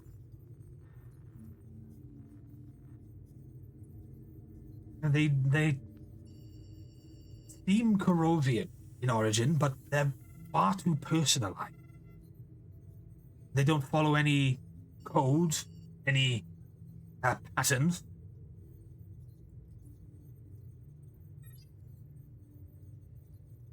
Nova, is this something that you could shed light on, maybe?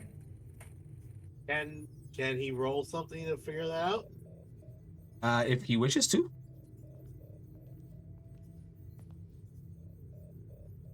Can I copy them and also just try to crack them myself as well? Yeah, you wouldn't even need to copy them. There's all the consoles in this room are now lit up. Okay, I'd go Here's to a console. here's the question: would it be a technology check or a culture check? So for you, Nova, I'm going to say you can roll either or. But for Orchid, this would be technology. I'm a feel it. Or Get my you can, fingies in there. yeah, My or you can, digital fingies in there. yeah, try to.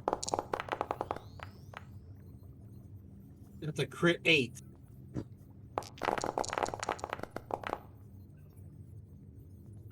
Okay. Nova, with the crit, you recognize the encryption itself. It's actually something that your uncle uses, but you don't know how to crack it.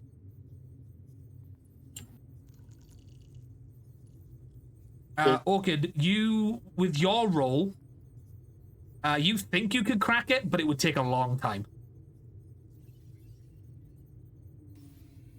This is my uncle's encryption. I've been trying to crack his codes for years. I still can't get it through. It would be possible to crack this, but the amount of time it would take is not short. Why would your uncle's code be here in a hidden SPD base? I wish I could tell you, Professor. He is the one that did make the original Astro megaship. Yeah, but That was not a secret project. Wait, what was he working on? Wasn't there something that you were working on? I mean, I don't think he would have been doing that. Like, sure he was giving me advice for my designs, but he said that was all me.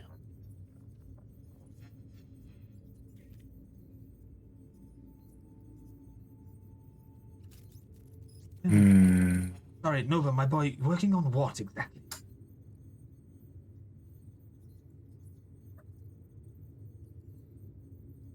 Easier to show you. So Nova will show him the tablet plan, what looks like blueprints of possible ship design. What was... If you don't mind me asking, Nova, what was the purpose of this? Personal project, or were you hoping to mass produce this? It's too small to be a carrier ship, but it's too big to be a single personnel ship. It was supposed to be a fighter. My idea was that a fleet of these could easily back up the Astro or any of the mega ships. You were creating this. Oh, go ahead. Essentially, act like a backup to him. A fighter escort? One with basically the same type of firepower. To back up the Astro megaship? Yeah. At the time, this is what I was trying to get into the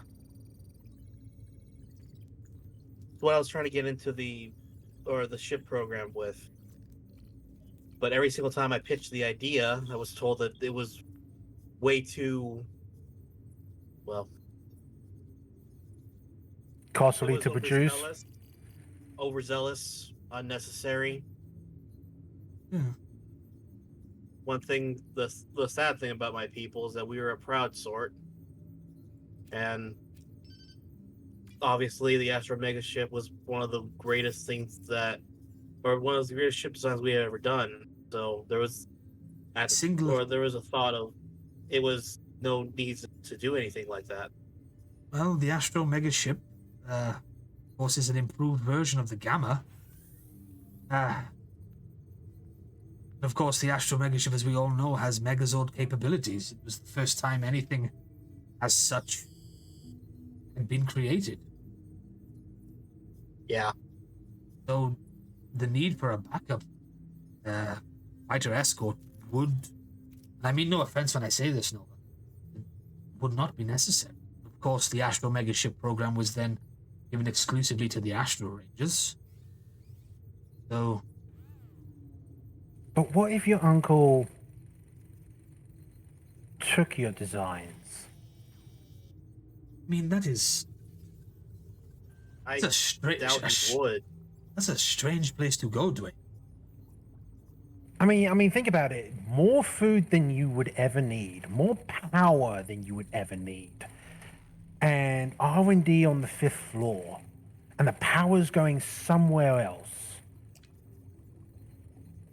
What if it's not just a base? It's a base, you know? Well, Ruby did say they were conducting private research here. Yeah, So kind something of is like happening. We just don't know what it is. like I know I might be going out on a limb, but it's kind of just making more sense to me that it could be that your uncle might have used your designs to make something like what you were making, but Zord maybe. Would he use others' desires if they're a prideful race and doing things for themselves? I don't think it would be him. But it is your uncle's encryption. The only thing that confirms, Dwayne, is that maybe your uncle works for SPD.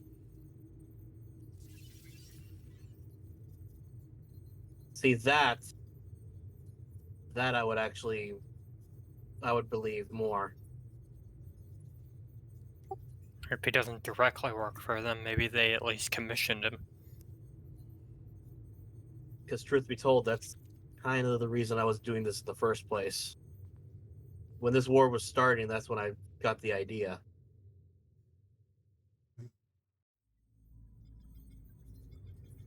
We cannot get sidetracked. I think our best options are to try and figure out what they were doing. Is one of that.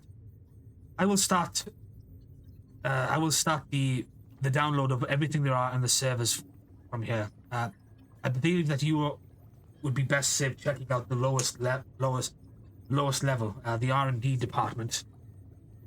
And then, Twitch. What hello. what about the communications link? Yeah, I was just explaining it. Oh. Professor asks it again and continues on. He goes, I will start the download of all of the relevant information that we can try and get off here. Anything that is encrypted, I will try to sever and break.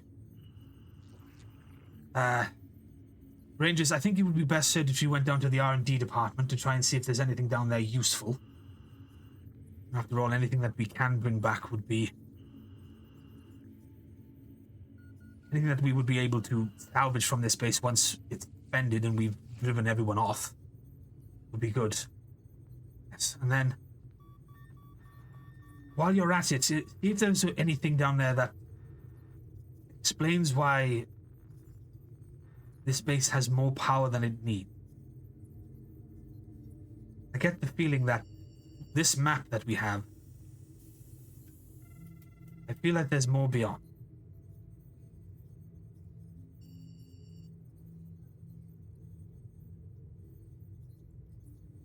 And as far as the communications array is concerned, leave that to me. I will try to set it up here. Just to be a way to link it towards something. Once we do that, we can signal Commander Kruger. Maybe, if need be, try and contact Nova's uncle. Maybe. I mean, if it's his encryption, contacting him, it might just provide us the thing we need to crack the code. Yes, if I establish planet-wide communication first before... Yes, that might be work. And all of a sudden, Professor Daxian starts mumbling, and you've seen him do this before. All of a sudden, you've put him on a line of thought that you think to yourself, well, by the time we return, he may have figured out something. Yep. Trey, all three Treys look at him and he says, kind of looks at Professor Daxian and goes, I get the feeling I'm not going to be much help here. You know, it's come with us.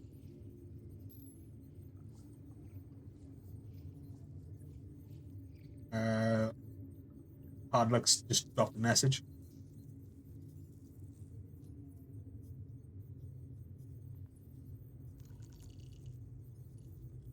All three Treys and Zora nod, say, yes, I feel like it would be best served. What about your rotund putty friend? He is basically the professor's assistant. Let's leave him be.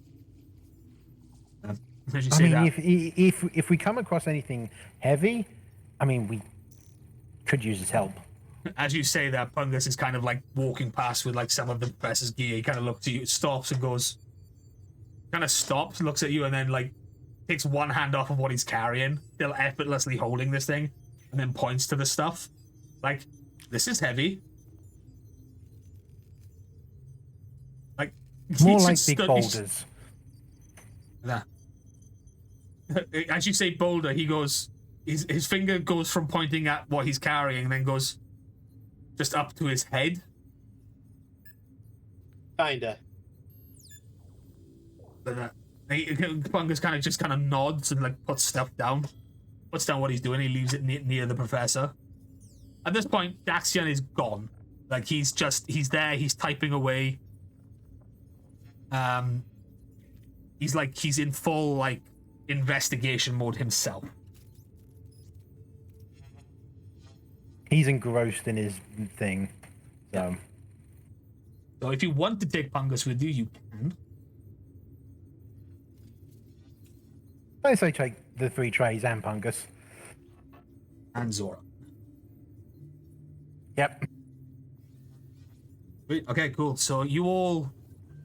I'm going to leave before we move. I'm gonna leave the glyph drone with Daxian to potentially help him on his railroad to madness as potentially a link, just an extra computing power. It's there to help. As you get closer and you leave the drone next to you, he goes, yes, of course, Orchid.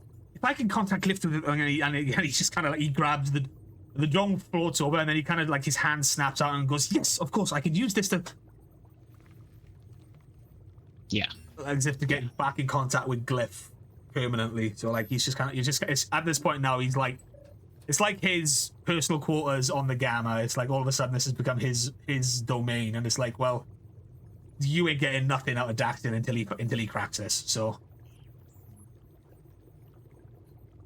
Zora and Trey lead you now further away from that, and then you end up going down to the lift that will take you to level 5.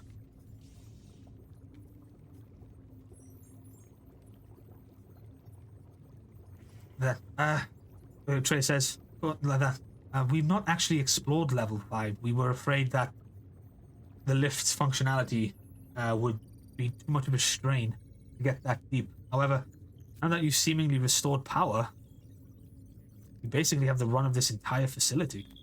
Whatever's left of it. It seems that most of it held up quite well. As he looks into one of the rooms, and there's just a bunch of like, those robotic arms, as if they're waiting for like to be programmed to do something or whatever. And the only thing I'm worried about is now the power is on. That might attract more attention, but we'll deal with that when it happens.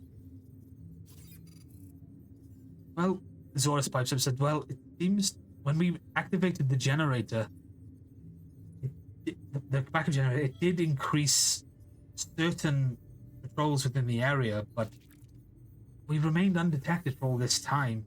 I get the feeling that whatever was powering and shielding this base from was pretty much built to keep unwanted visitors from ever finding it.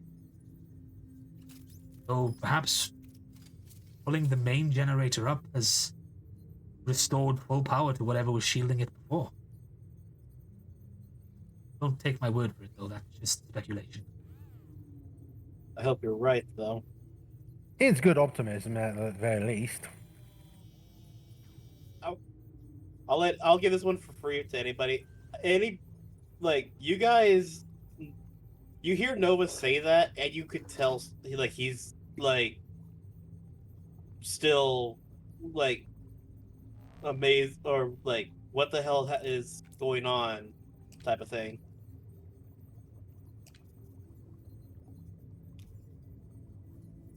He is complete. He's almost out of it with how he's been ever since that conversation happened.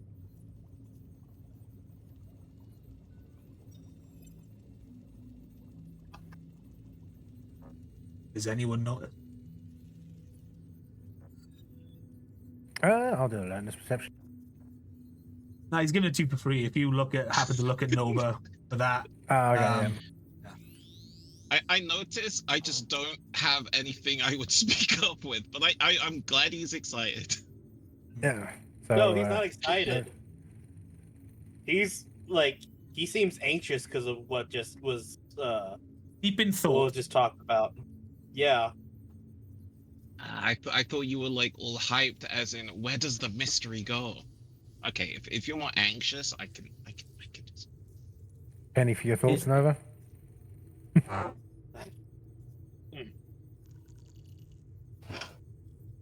See, now I'm wondering what the hell's going on. I have a couple of thoughts, and all but 3 of them are good.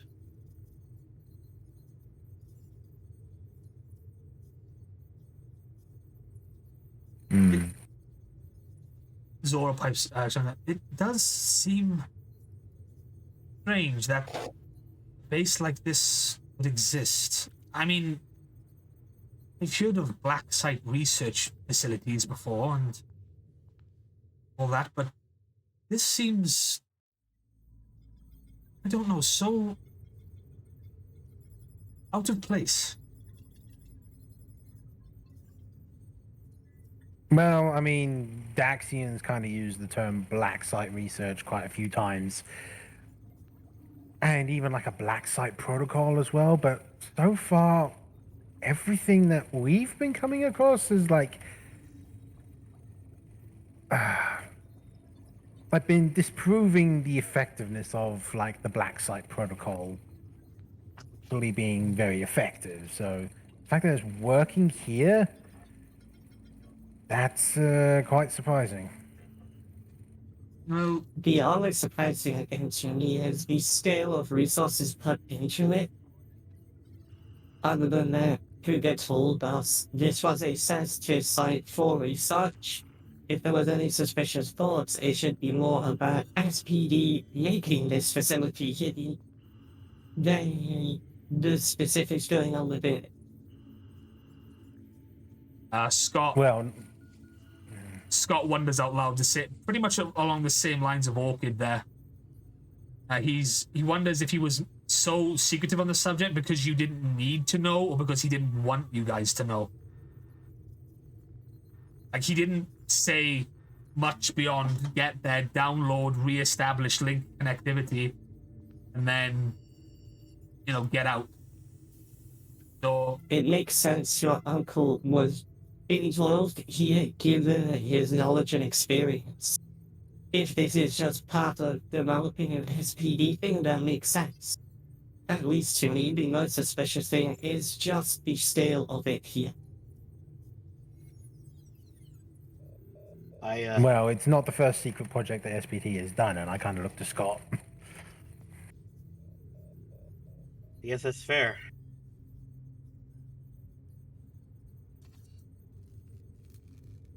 You all go down in the lift. This one's a bit bigger. You get the feeling that this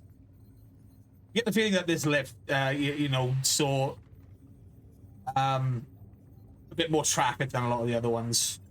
This was big enough to transport things up and down in. whatnot. As you get down to the R&D level, this one it's bigger than the than level 3. It's like what the hell? Like this is huge. It's almost like a hangar. It's got rooms and levels above everything. It's got closed off sections. It's got everything you would want, and within the room itself,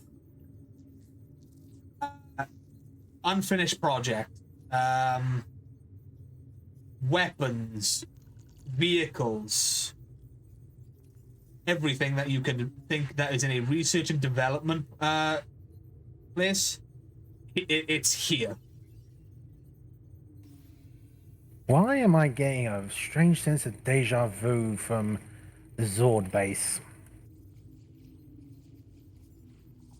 It does seem maybe Kruger was having his own approach to developing a Zord class weapons.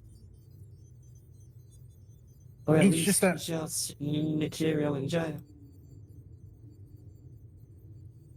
The thing about the Zord base, Orchid, is that you had sections that were for weapons, you had sections that were for Alliance vehicles that the Machine Empire were kind of using to make their own vehicles, and then you had the Zords themselves, and that had a whole wing to itself. Going back to that, Just travel. the satellite that you got your Zords from, the satellite itself was Black Site R&D research. The connecting satellites were satellites that the Machine Empire had stolen to house the Zords that they were going to use against you. So that site wasn't... So that site wasn't intended to be used as a Zord creation base. It just ended up becoming that because, for all intents and purposes, it should have been abandoned. Yeah, I was just kind of remembering of when we saw the scientists and other civilians being made to work on weapons and being made to work on vehicles and such. Yeah. I mean, again, the satellite itself, it was huge. It was meant to be a research and development base that could move about and avoid detection from enemies. But obviously that failed. Way back when you had to go and save her instead. Isn't this layout just being built, organized in their research? They have specific areas and probably teams dedicated to specific tests. Yeah, true. Actually, Dwayne's going to have a look around and he's going to see if there's like a way to track the cables going down. What cables, just out of curiosity? From the main generator. So the main generator is a floor up. Well, it's 2 floors up, but essentially we know that it's kind of going down into like the R&D, but then it's kind of going down beyond R&D. So I'm kind of like, you know that the power is going down beyond R&D, but it's not like a visible thing. Like, Got me to roll. Yeah, I know. He asked. He said, "I search for secret doors." As you're also in this, you notice Scott. Wayne, you've seen Scott do this before. He's casing the place. He's looking around at everything. He's not taking interest in any of the weaponry or any of the vehicles that are there at all, but you notice that he's looking. He's intently trying to find things. I will say though, it's going to take. Can I finish? It's going to take a while for Scott to find anything because this place is so huge. You said that there's rooms above, yes? Yeah, like if you were to picture the room in itself, like it looks like when this place was built, it was hollowed out. You've got like the small, like main gantry floor where all like these vehicles are being built. like that, and then there's like rooms above them that have been built like above, like, you know, between gantry walks and everything like that. Mm-hmm. Is it possible for like Dwayne to go up onto the gantry? Yeah, 100%. To get a more of a sort of a bird's eye view of the level, as it were. Yeah, 100%. The stairs going up and everything like that. But yeah, so Scott is off on his little eye search for everything. You don't really find it. He doesn't really find anything as of yet, because again, it's quite large area that you're in. I'll do a perception check as well, if that's okay. Yeah, sure. You're doing a perception check to just look at the area in general. You're not looking for anything specific, right? Yeah. You don't see much. Can I do a grid sensitivity check? Just curious if anything gets pinged, you know? You can. Who knows what's being researched?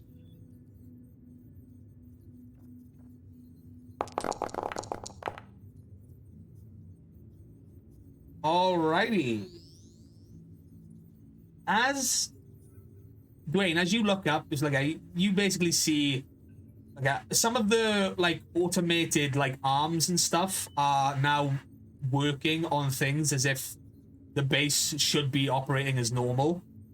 But like it's picking, like you'd see it like pick up like a blaster from like this conveyor belt and hand it to, as if someone should be standing there to take it from the thing to then continue it onto the next conveyor belt. But it's just picking up uncompleted things and dropping it on the floor. There's other things that are working like that, but for all intents and purposes, like if this base was staffed, you would see it would be like, okay, well then it looks like it, like the lowest levels survived the most. It looked pretty much unhinged, I think. But beyond that, like you can't see anything beyond your own eyesight. Orchid. It's a brief moment, very brief. But all of a sudden, you are halted in your place just for a second. And you feel telltale signature of some of grid fluctuations.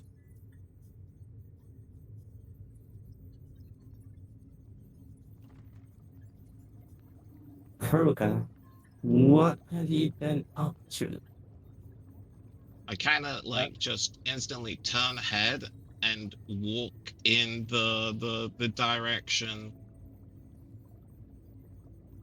The direction it's coming. Pinged. Yeah, the direction it's coming from is below you.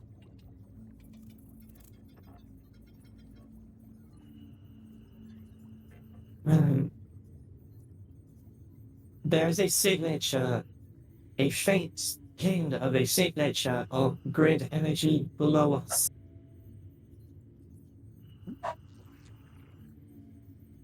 It seems Kruger was conducting his own research with the Huffing Grey. And that's another point for my suspicion. Zora kind of looks at you, Orchid, and says, "Wait, did you just feel the grid?"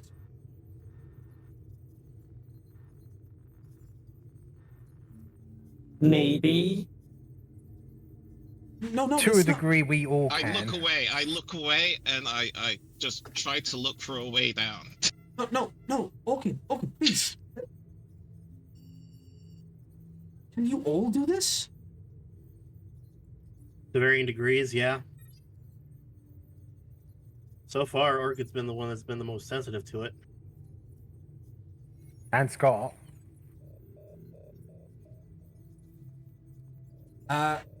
Zora looks at Trey, and Trey kind of looks back, like the three Treys look at this, and it's kind of like, in all my time as the Gold Ranger, we never were able to physically feel the grid.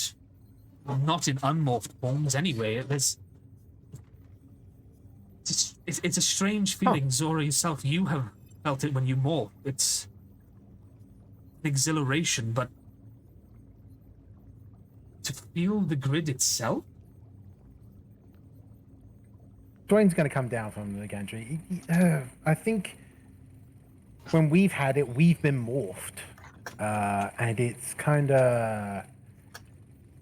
I think Scott said it was kind of like tethers between the lot of us, but... Wait, Really are you good just kind of looks at Dwayne and just like, she knows, he can tell, like, she knows what she wants to say, but she's not saying it because it's kind of like a they don't need to know look.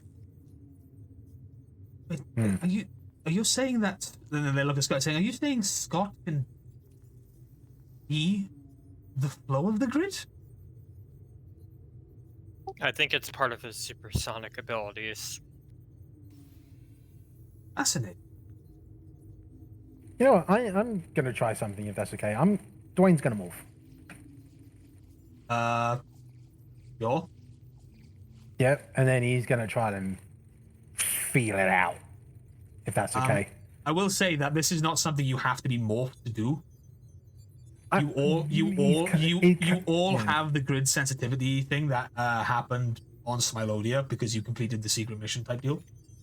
But, yeah, I mean, just thought maybe because by being morphed, it would come through a bit more clearer. Yeah, sure. I was about to ask the same question from what Harlook said. 1 second, I need to look. Your grid sensitivity skill is it's A tied specialization of alertness. Yeah, so it's a specialization of alertness. So you have a D4 in that. In a flash, Dwayne morphs into the Phantom Black.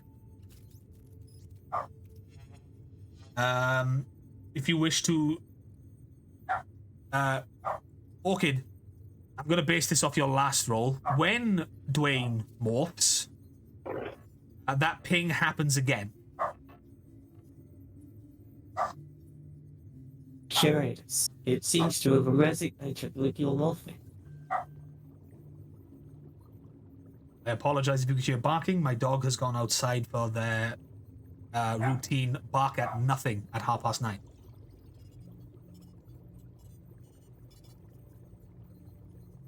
Listen, Kruger has to patrol the perimeter. Bark into the void. So you now know that. Yeah, you can roll grid sensitivity as well. Mm-hmm. 18. You feel the same ping. As soon as you morph, you feel the exact same ping, and it's coming from below you.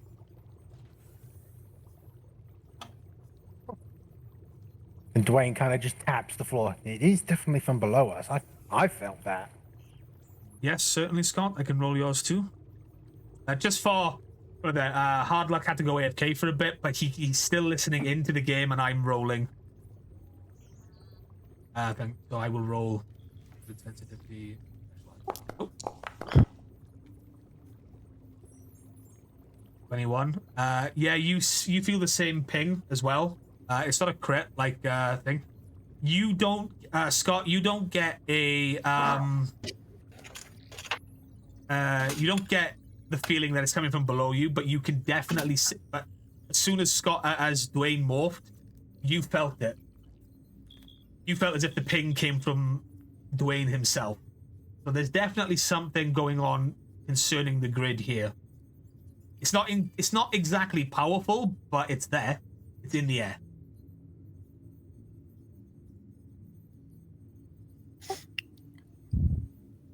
We all had this as a specialization, correct? I just want to make sure because Yeah, I don't It's have all it there. on my sheet. I don't think I ever added it. Yeah, it should be grid sensitivity and alertness specialization. Let me This was a reward. Nova's going to also roll for it. Yep, you Like can roll you said, for I it. don't have to roll, right?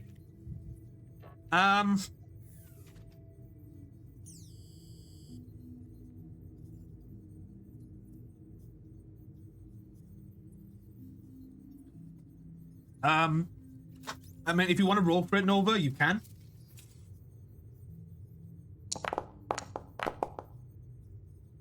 That's a crit Another 19. 15.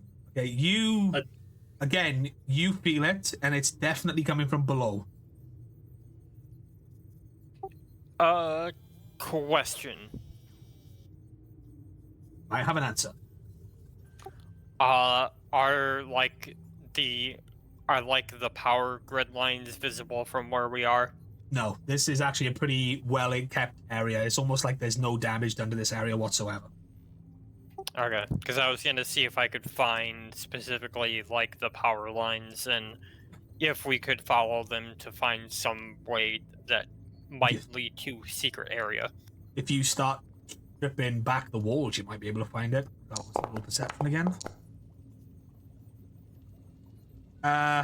Again, Scott, not much.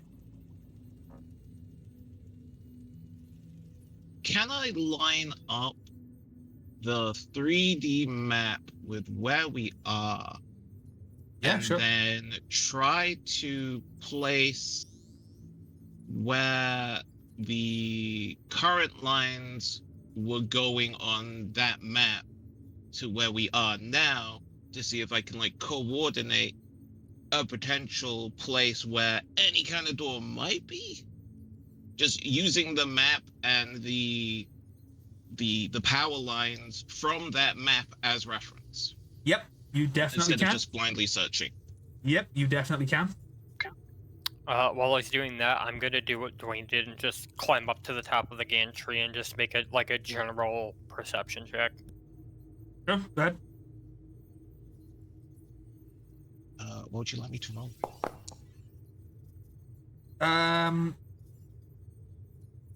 Science technology, I guess.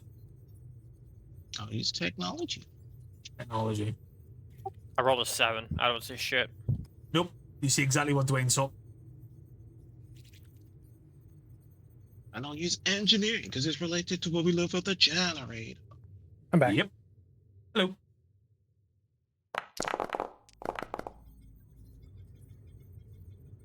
You overlay the map, the full map of the base that you have of the 5 levels with like a wire mesh of where you diverted a lot of the power to.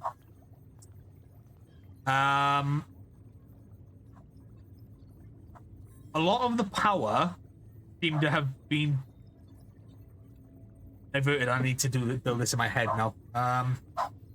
Okay, for simplicity's sake, I'm going to say that it was a lot of the power seems to be diverting up towards the northern side of the base, so like very far side of the room that you would be in, then downward. I start making my way over to the north side of the room. If the map is to be believed, it seemed like the control going deeper seemed to be situated in this area, which might help it as such. You know what, since Dwayne's morphed, can he just like leap over as well? You can. You don't need to because you're not in a thing, but you want. Yeah, it's just kind of like just 90-foot jumps, sort of thing. Yeah, sure, if he's looking around for things. Yep, I will roll for perception if that's okay. Sure.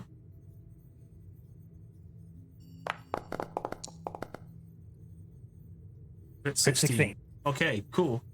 As Orchid is making their way to the further side of the room, everyone's following, all looking for certain things. Dwayne, as you leap further up and you're like clinging to some like one of the trussings that go across the ceiling of the room. You kind of see something a little odd. Towards the back of the room, there's a lot of dead space. Like there's just unused space. It's like No, that doesn't make any sense. Like, every other part of the of this level seems to have something used to its fullest potential, but not this area.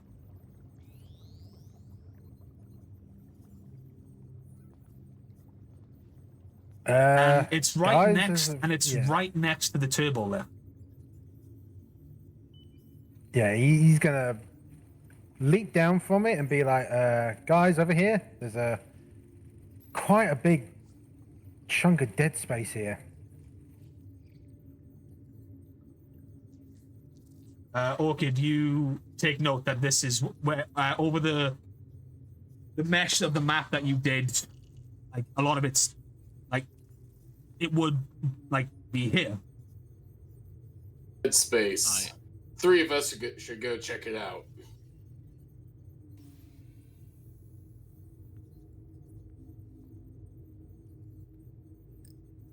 As you all congregate over there, it's like you said, well, Zora says, well, this is the turbo lift of the building. It seems to support my theory that it does go to every single one of the levels. We're not sure if it's broken down or not. But what Dwayne said is right. There's a lot of dead air here. Larger than average, and well, you wouldn't really.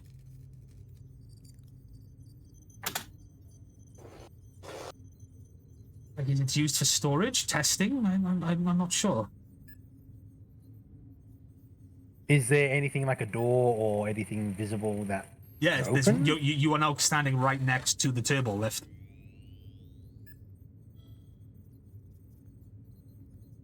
What's also interesting, why does a base with 5 levels have a turbo lift?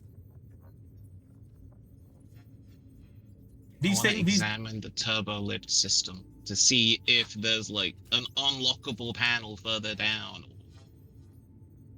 Like if it's a digital display, there's more to it. We would have had to scan something, but could bypass it. Sure, go ahead.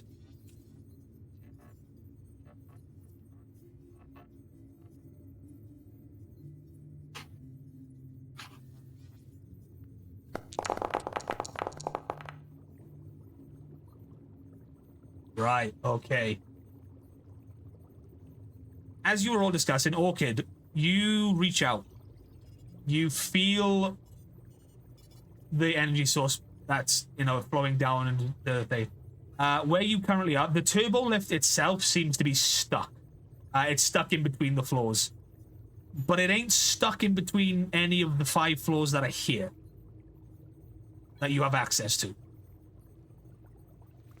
As you do this, you kind of get like a little sense, and you start to walk forward. Your hand is out. Everyone else, you notice Orchid doing this. Orchid's visor it's got that pink, those 2 pink beams that kind of like represent Orchid's, eyes like that. They've started, they're now glowing a more vibrant pink, and they started like kind of moving across the visor in like that typical alpha unit way. As you reach the wall just off to the side of the turbo lift, section of it pushes in Orchid. And then instantly you remove your hand, and your eyes, your visors stop glowing, your optics stop glowing and everything. And a hidden panel is revealed from where your hand just was.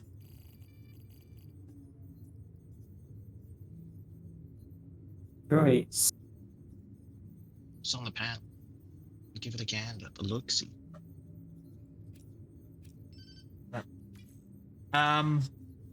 It's a code panel. It's a panel that you would have to input a code into.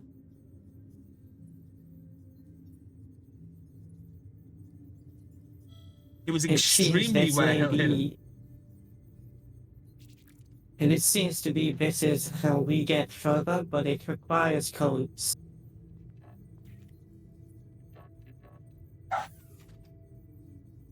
Can Nova roll to see if he can try to get any of them? Sure. Be it just like a technology, I'm assuming? Yep. You would essentially be trying to hack the panel, more or less. Encrypted. However, this is an SPD encryption.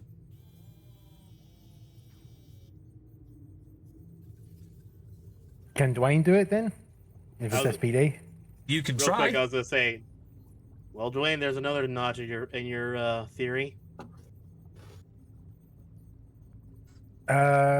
Yeah, I'm gonna do. Oh, So what I would will- it be for me to right. guess? So I will say at this point, you and Scott can make a memory roll, as you both are SPD operatives. You know a few SPD codes that are within your clearance thing, but you'd have to try and remember which ones are which. So that would be just a flat alertness.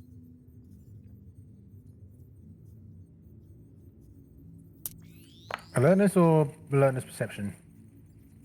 Just alertness. Yes, Scott, actually you would. Let me just veto that one. 16, That's not a bad. 16 from me. So yeah, you start to, you're literally just standing at the panel and you're inputting codes that you know, Dwayne. None of them are successful.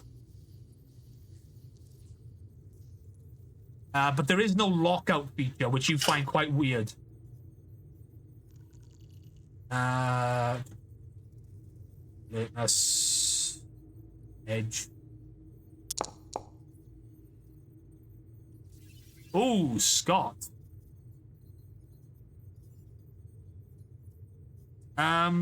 Scott with the brain blast.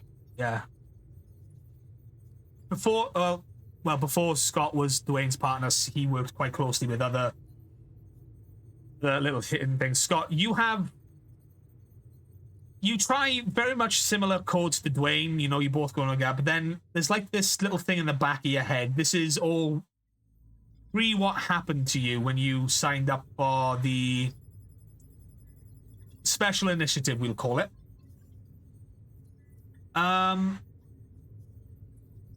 You don't say it out loud, but you input this code and all of a sudden it accepts it. You don't know why you know this code, but it was there. You're just like, huh. You can't recall where you learned it.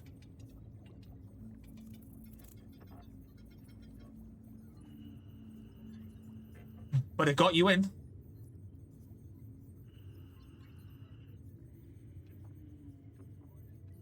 As this code goes in, the panel closes up. The turbo lift opens.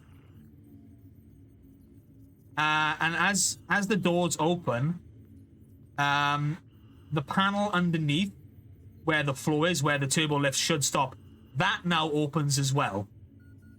However, a turbo lift does not appear. As you peer down, it looks as if the turbo lift itself is not functioning. You don't really know why. You'd have to get down to where it's stuck to understand what's going on, to get a clearer view, but your best guess, it was destroyed for a reason.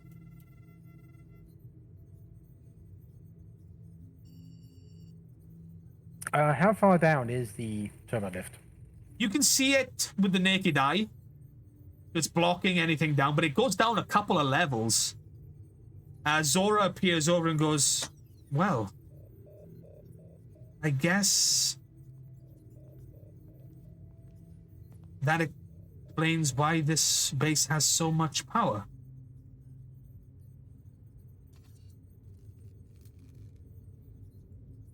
As this happens, all of a sudden you hear Professor Daxian's panicked voice over the communicators. Rangers, we have a situation. What's going on? I've managed to reconnect contact with the Gamma and subsequently Kelvin Base. Elvis Base.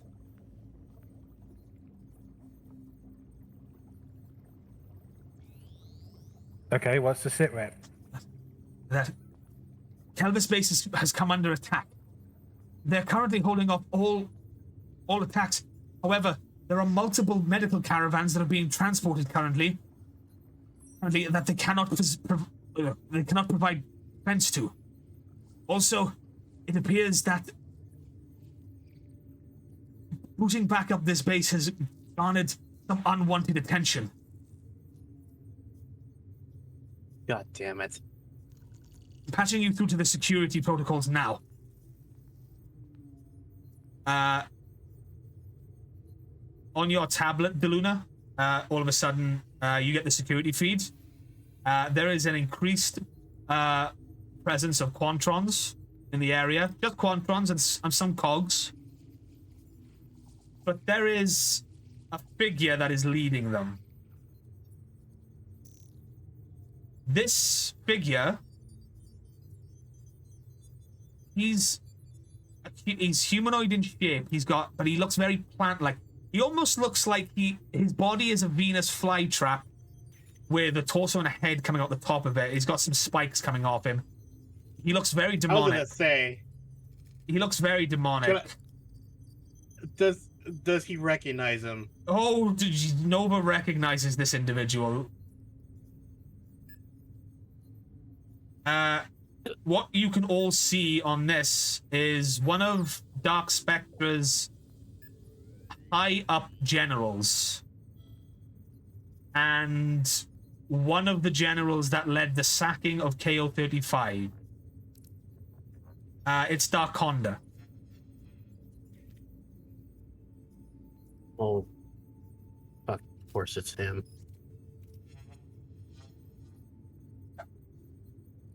Ladies and gentlemen, Darkonda is on this planet now.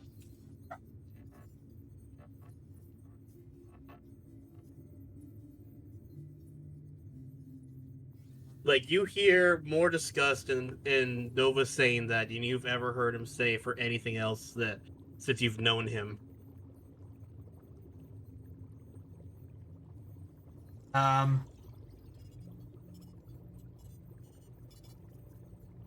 Professor Daxon goes over. I know, Nova, I know this is personal for you. But I must remind you of your position. However, I will not sit here in the dark any longer. Whatever Commander Kruger wants us to take from this base will have to wait. We cannot allow those medical evacs to be assaulted. We can also not allow Darkonda to find this base. I'm activating whatever defense protocols that this base has left. However, I need you all to get back to Kelvis base and protect those medical caravans.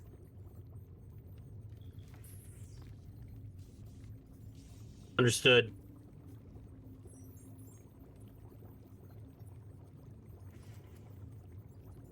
The way in which you've seen Daxian has said this, you've never.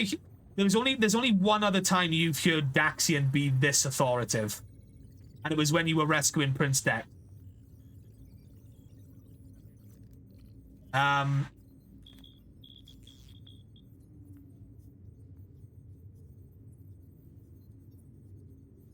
You're not sure why I just start heading back up. Yeah, that's fine. You're not sure why Daxian's done this, but you are now basically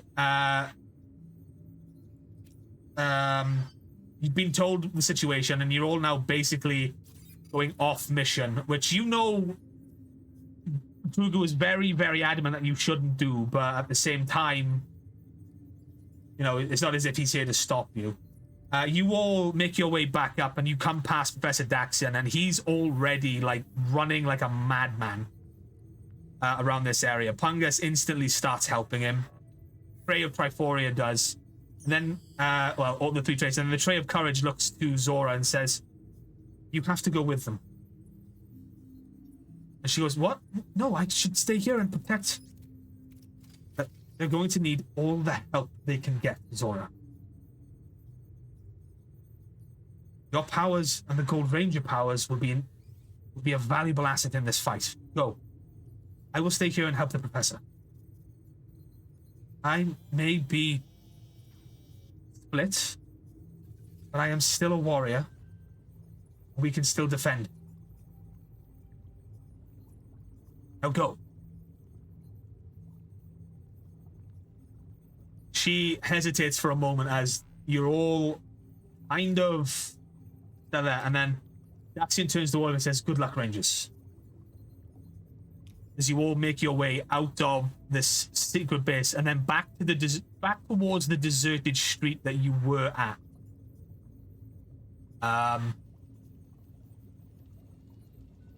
As I send you up here.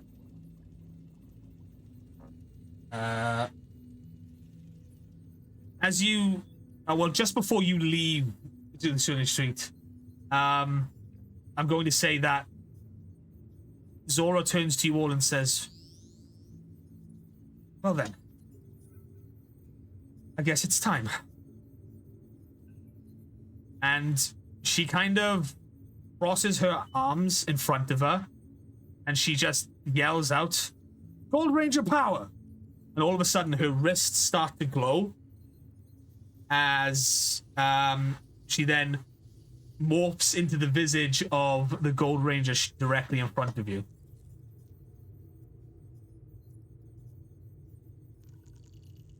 Do the rest of you follow suit? I don't see why not. Dwayne's already morphed. Yeah. Morphin time. 541 Cyber 541 Cyber Eyes. 541 Cyber Eyes. 541 Cyber Eyes. Go supersonic. Hey, In a you're back. flash, yes, just in time. You all. Oh wait, no. I'm just there. You put up the same. Yeah, of course. You all morph. And you all make your way outside. You can see Darkonda and his little guard force. You all kind of fall. Go back. You're kind of behind half cover behind this thing here. I guess, like I say half, it's full cover. But he saw you all turn, and he just kind of laughed. And he goes, "Oh crap! I can't even remember what Darkonda sounds like." He basically sounds like Rito, but even more malevolent.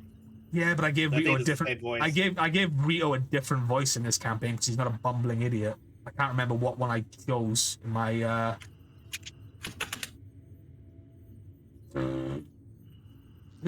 Darkonda may get a different voice, but he kind of lets out a malicious laugh and says, "Well, it seems our mole gave us the right information. And look, the Gold Ranger's here too."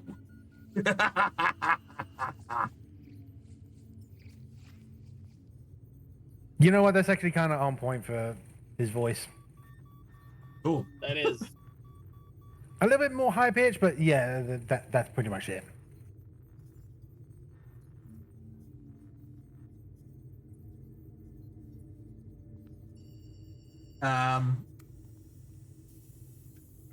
So Zora, she kind of says like, she stands forward, like, we're not gonna let you get away with these attacks, Darkonda.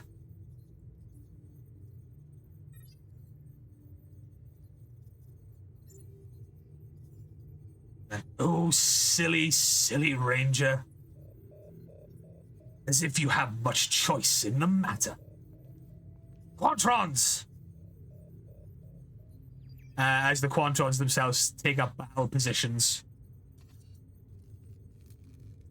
Question: did we all heal last session, or? I'm gonna say yes. You were in that base long enough to allow you guys to heal. It was basically more or less a short rest, but you were working. Yeah, I'll suspend the personal power to activate the Phantom Suite. That's cool. I'm going to say, just for the sake of everything for next session, also I need to, oops, need to morph you all on the graphic. Which I do. I'm going to ask you all to roll your initiative now.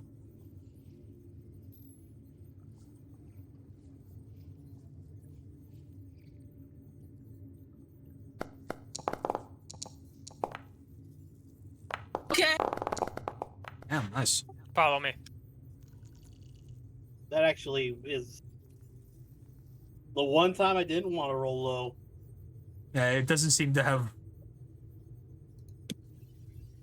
You've rolled, but you guys, it's not put you guys in the initiative order. On that thing again. So But I am using follow me. Yeah, one sec. You Let me. need to do that before rolling. Yes. It is not letting me roll. I know. I'm trying to figure out why. Okay. Oh, Dwayne did again. Try rolling your initiative again. I rolled it from the little thing from the top of the screen. I couldn't do it from the sheet, so I did it from the other way. Yeah, the little If you I tried the drop down first and it did not work. Then I opened my character sheet. I will try from the drop down again now. Yeah. If you are rolling from the character sheet, it doesn't roll, but it puts you onto the initiative order, so you can click the roll button in the initiative order, and that will roll. That's strange. You should Still just be able to nothing. roll it from. Okay, I'll click it for you. Do you have any shifts or anything down or up? No, I'm just a D8. Cool. Roll that. Oof. 14's not bad. I'll take it. Okay, so follow me, Marika. You have to declare it before everything else. What the hell has happened to your token, Rosa?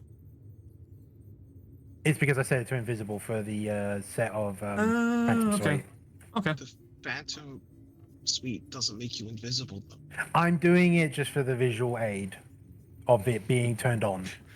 Well, I mean, I The don't know if visual it's lack just of me, aid. but I can't actually see any token. Yeah, I can see it, Same. but those guys can't. Which is why. Whatever. Yeah, I kinda okay. need to- I didn't know you could do that. Need like a half transparent version. How do you even turn that off now? I don't get it.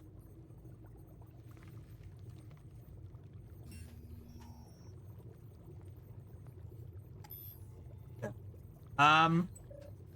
Cool. So you roll that, and you are all now prepared for battle. But that is where the session will end. I thought you could get to the battle a bit quicker, but you ended up finding a few things that I set aside hidden. So just to let you know, congratulations, you have triggered one of the extra objectives, hidden objectives. Bonus content! Yes, you have. For this. DLC. But yes, that is where we will bring episode 50... 51, I nearly said 52, to a close, ladies and gentlemen. I can't seem to unvisible your token, Rosso. I'm probably gonna have to do that manually then. Yeah, how did you do it in the first place? I've never seen that. I didn't even know that was a thing. Because that will help me in the future. You just right click on my token.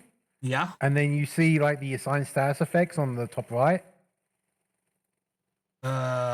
Yeah. Oh, Right, I then see. you find Invisible invisible is one of right. them. Yep. Ah, Sounded okay. good. I didn't know because. Okay, so obviously that something's been updated there because. No, I've seen that's all been the- there for quite a while, so it's. Oh, yeah, it just doesn't do anything.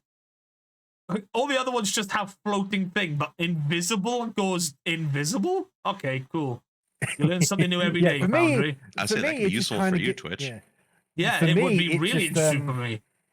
Yeah, for me, it just kind of gives me like a blue layer over top Yeah, of no, my that's what it did for me. icon, But, so yeah, but for everyone else, you just went invisible. But yeah, that's thing. Yeah, so obviously, I thought you would get to the battle a bit sooner, but no, you managed to unlock one of the hidden objectives that I like to throw at you guys. Only one of them?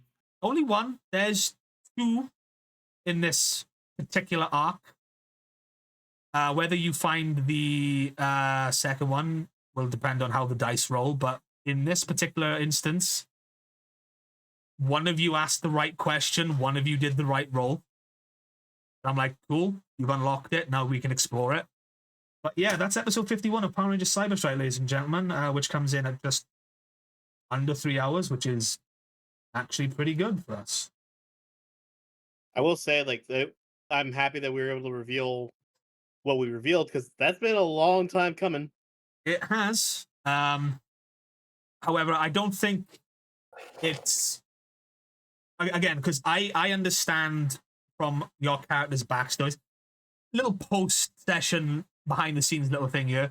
I understand what you sent me in your guys' backstories, but you also have to understand that I have had to make said backstories work in a fashion that goes along with the story that I've created. So No, and what that works, honestly. what you think may be happening may not be happening to what you initially, to your initial thought Like, not process. to the T. But, yeah, not to the T. Like, for instance, I knew Rosso wanted to spectrum shift at some point, but he didn't realize it was going to be what was going to happen to him during his arc on Smilodia. And as soon as that was mentioned, I was like, well, I can use that to build a story. It's the same with Scott.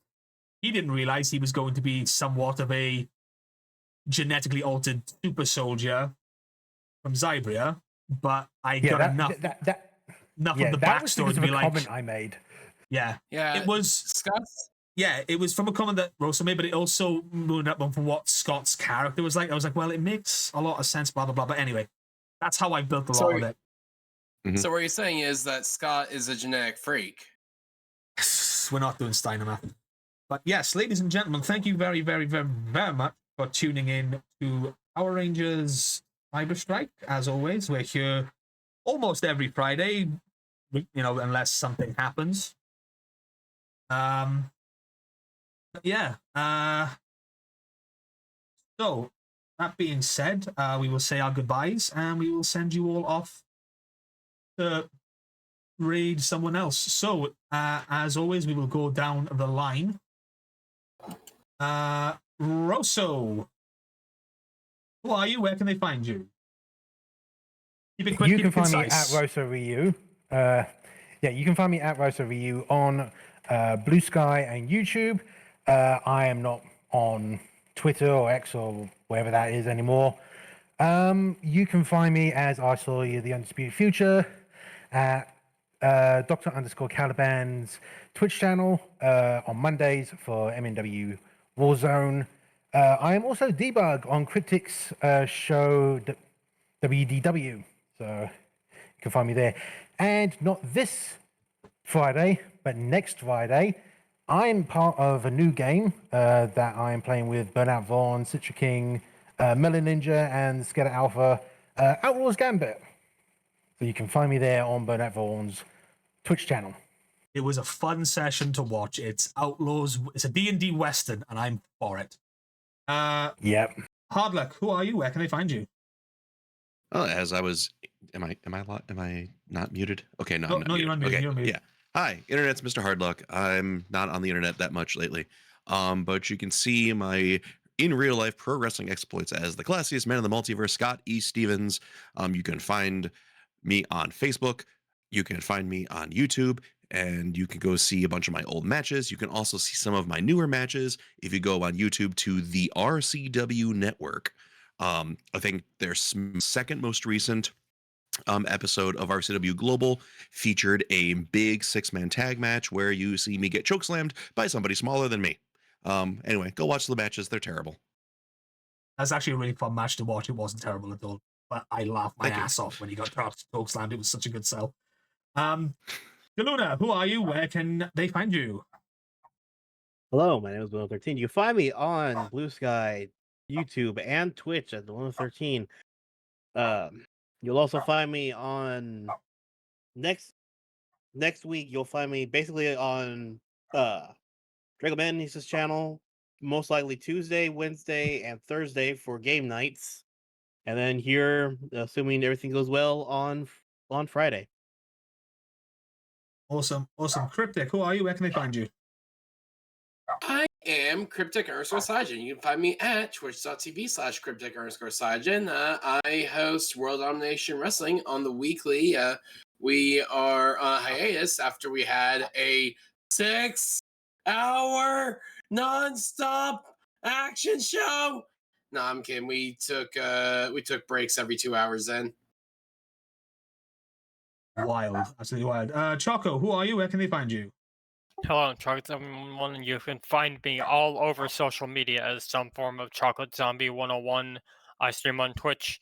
Tuesdays, you can find me, Dragomanius and Royal Hoshi on our respective Twitch channels for our Baldur's Gate 3 playthrough. And then that's every other Tuesday. And then the Tuesdays we don't do that, you can find many of us over on twitch.tv/BurnoutVaughn for Phase of Our Lives, our Wild Beyond the Witchlight campaign.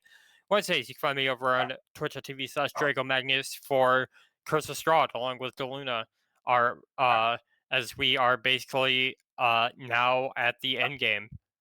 And then Thursdays we do party games over on Draco's channel, and Fridays you can find me here. Awesome. Tom, who are you? Where can they find you? I'm Tom. You'll find me here next session.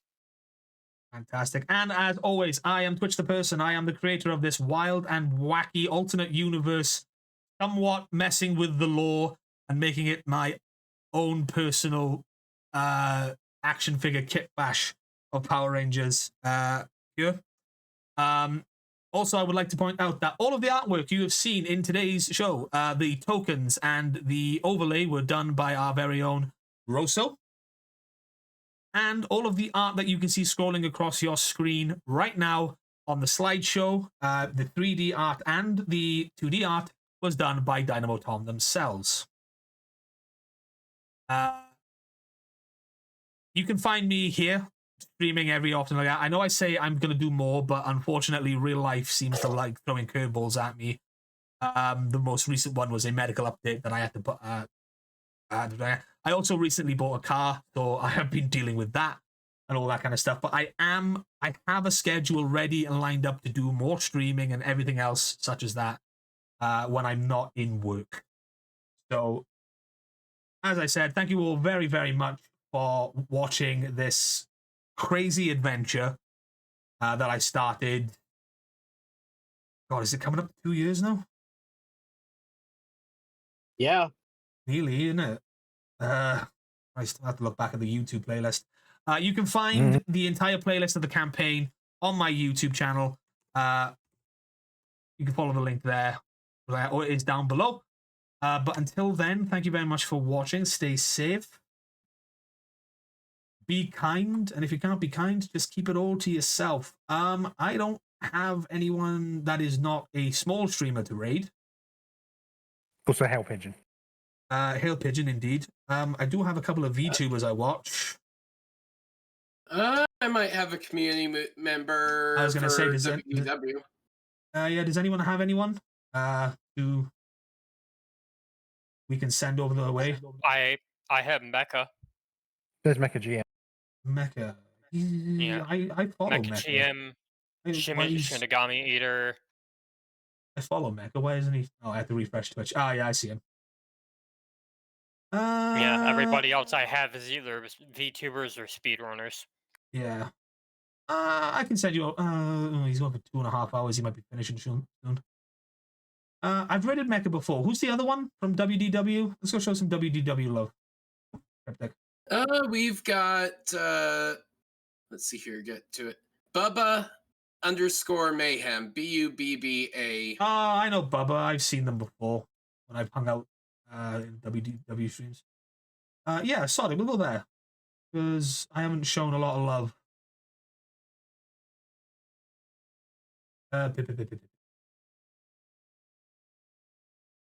Is he? How do you spell the name? Aha. underscore. BUBBA underscore I got it. mayhem. Yep, I got it. So the flash raid of a mayhem. Once again, thanks for tuning in, guys. We'll see you next time on Power Rangers CyberStrike, and I will see you the next time I go live, which probably will be this weekend, considering it's a bank holiday weekend and I'm not in work on Monday. Ha ha ha ha ha. Thank you very much for tuning in. Thank you for your continued support, even if you're just lurking or if you just find this on the off cuff on YouTube. It means a lot. Thank you very much. See you next time. Peace. Raid messages, go CyberStrike. Later, everybody.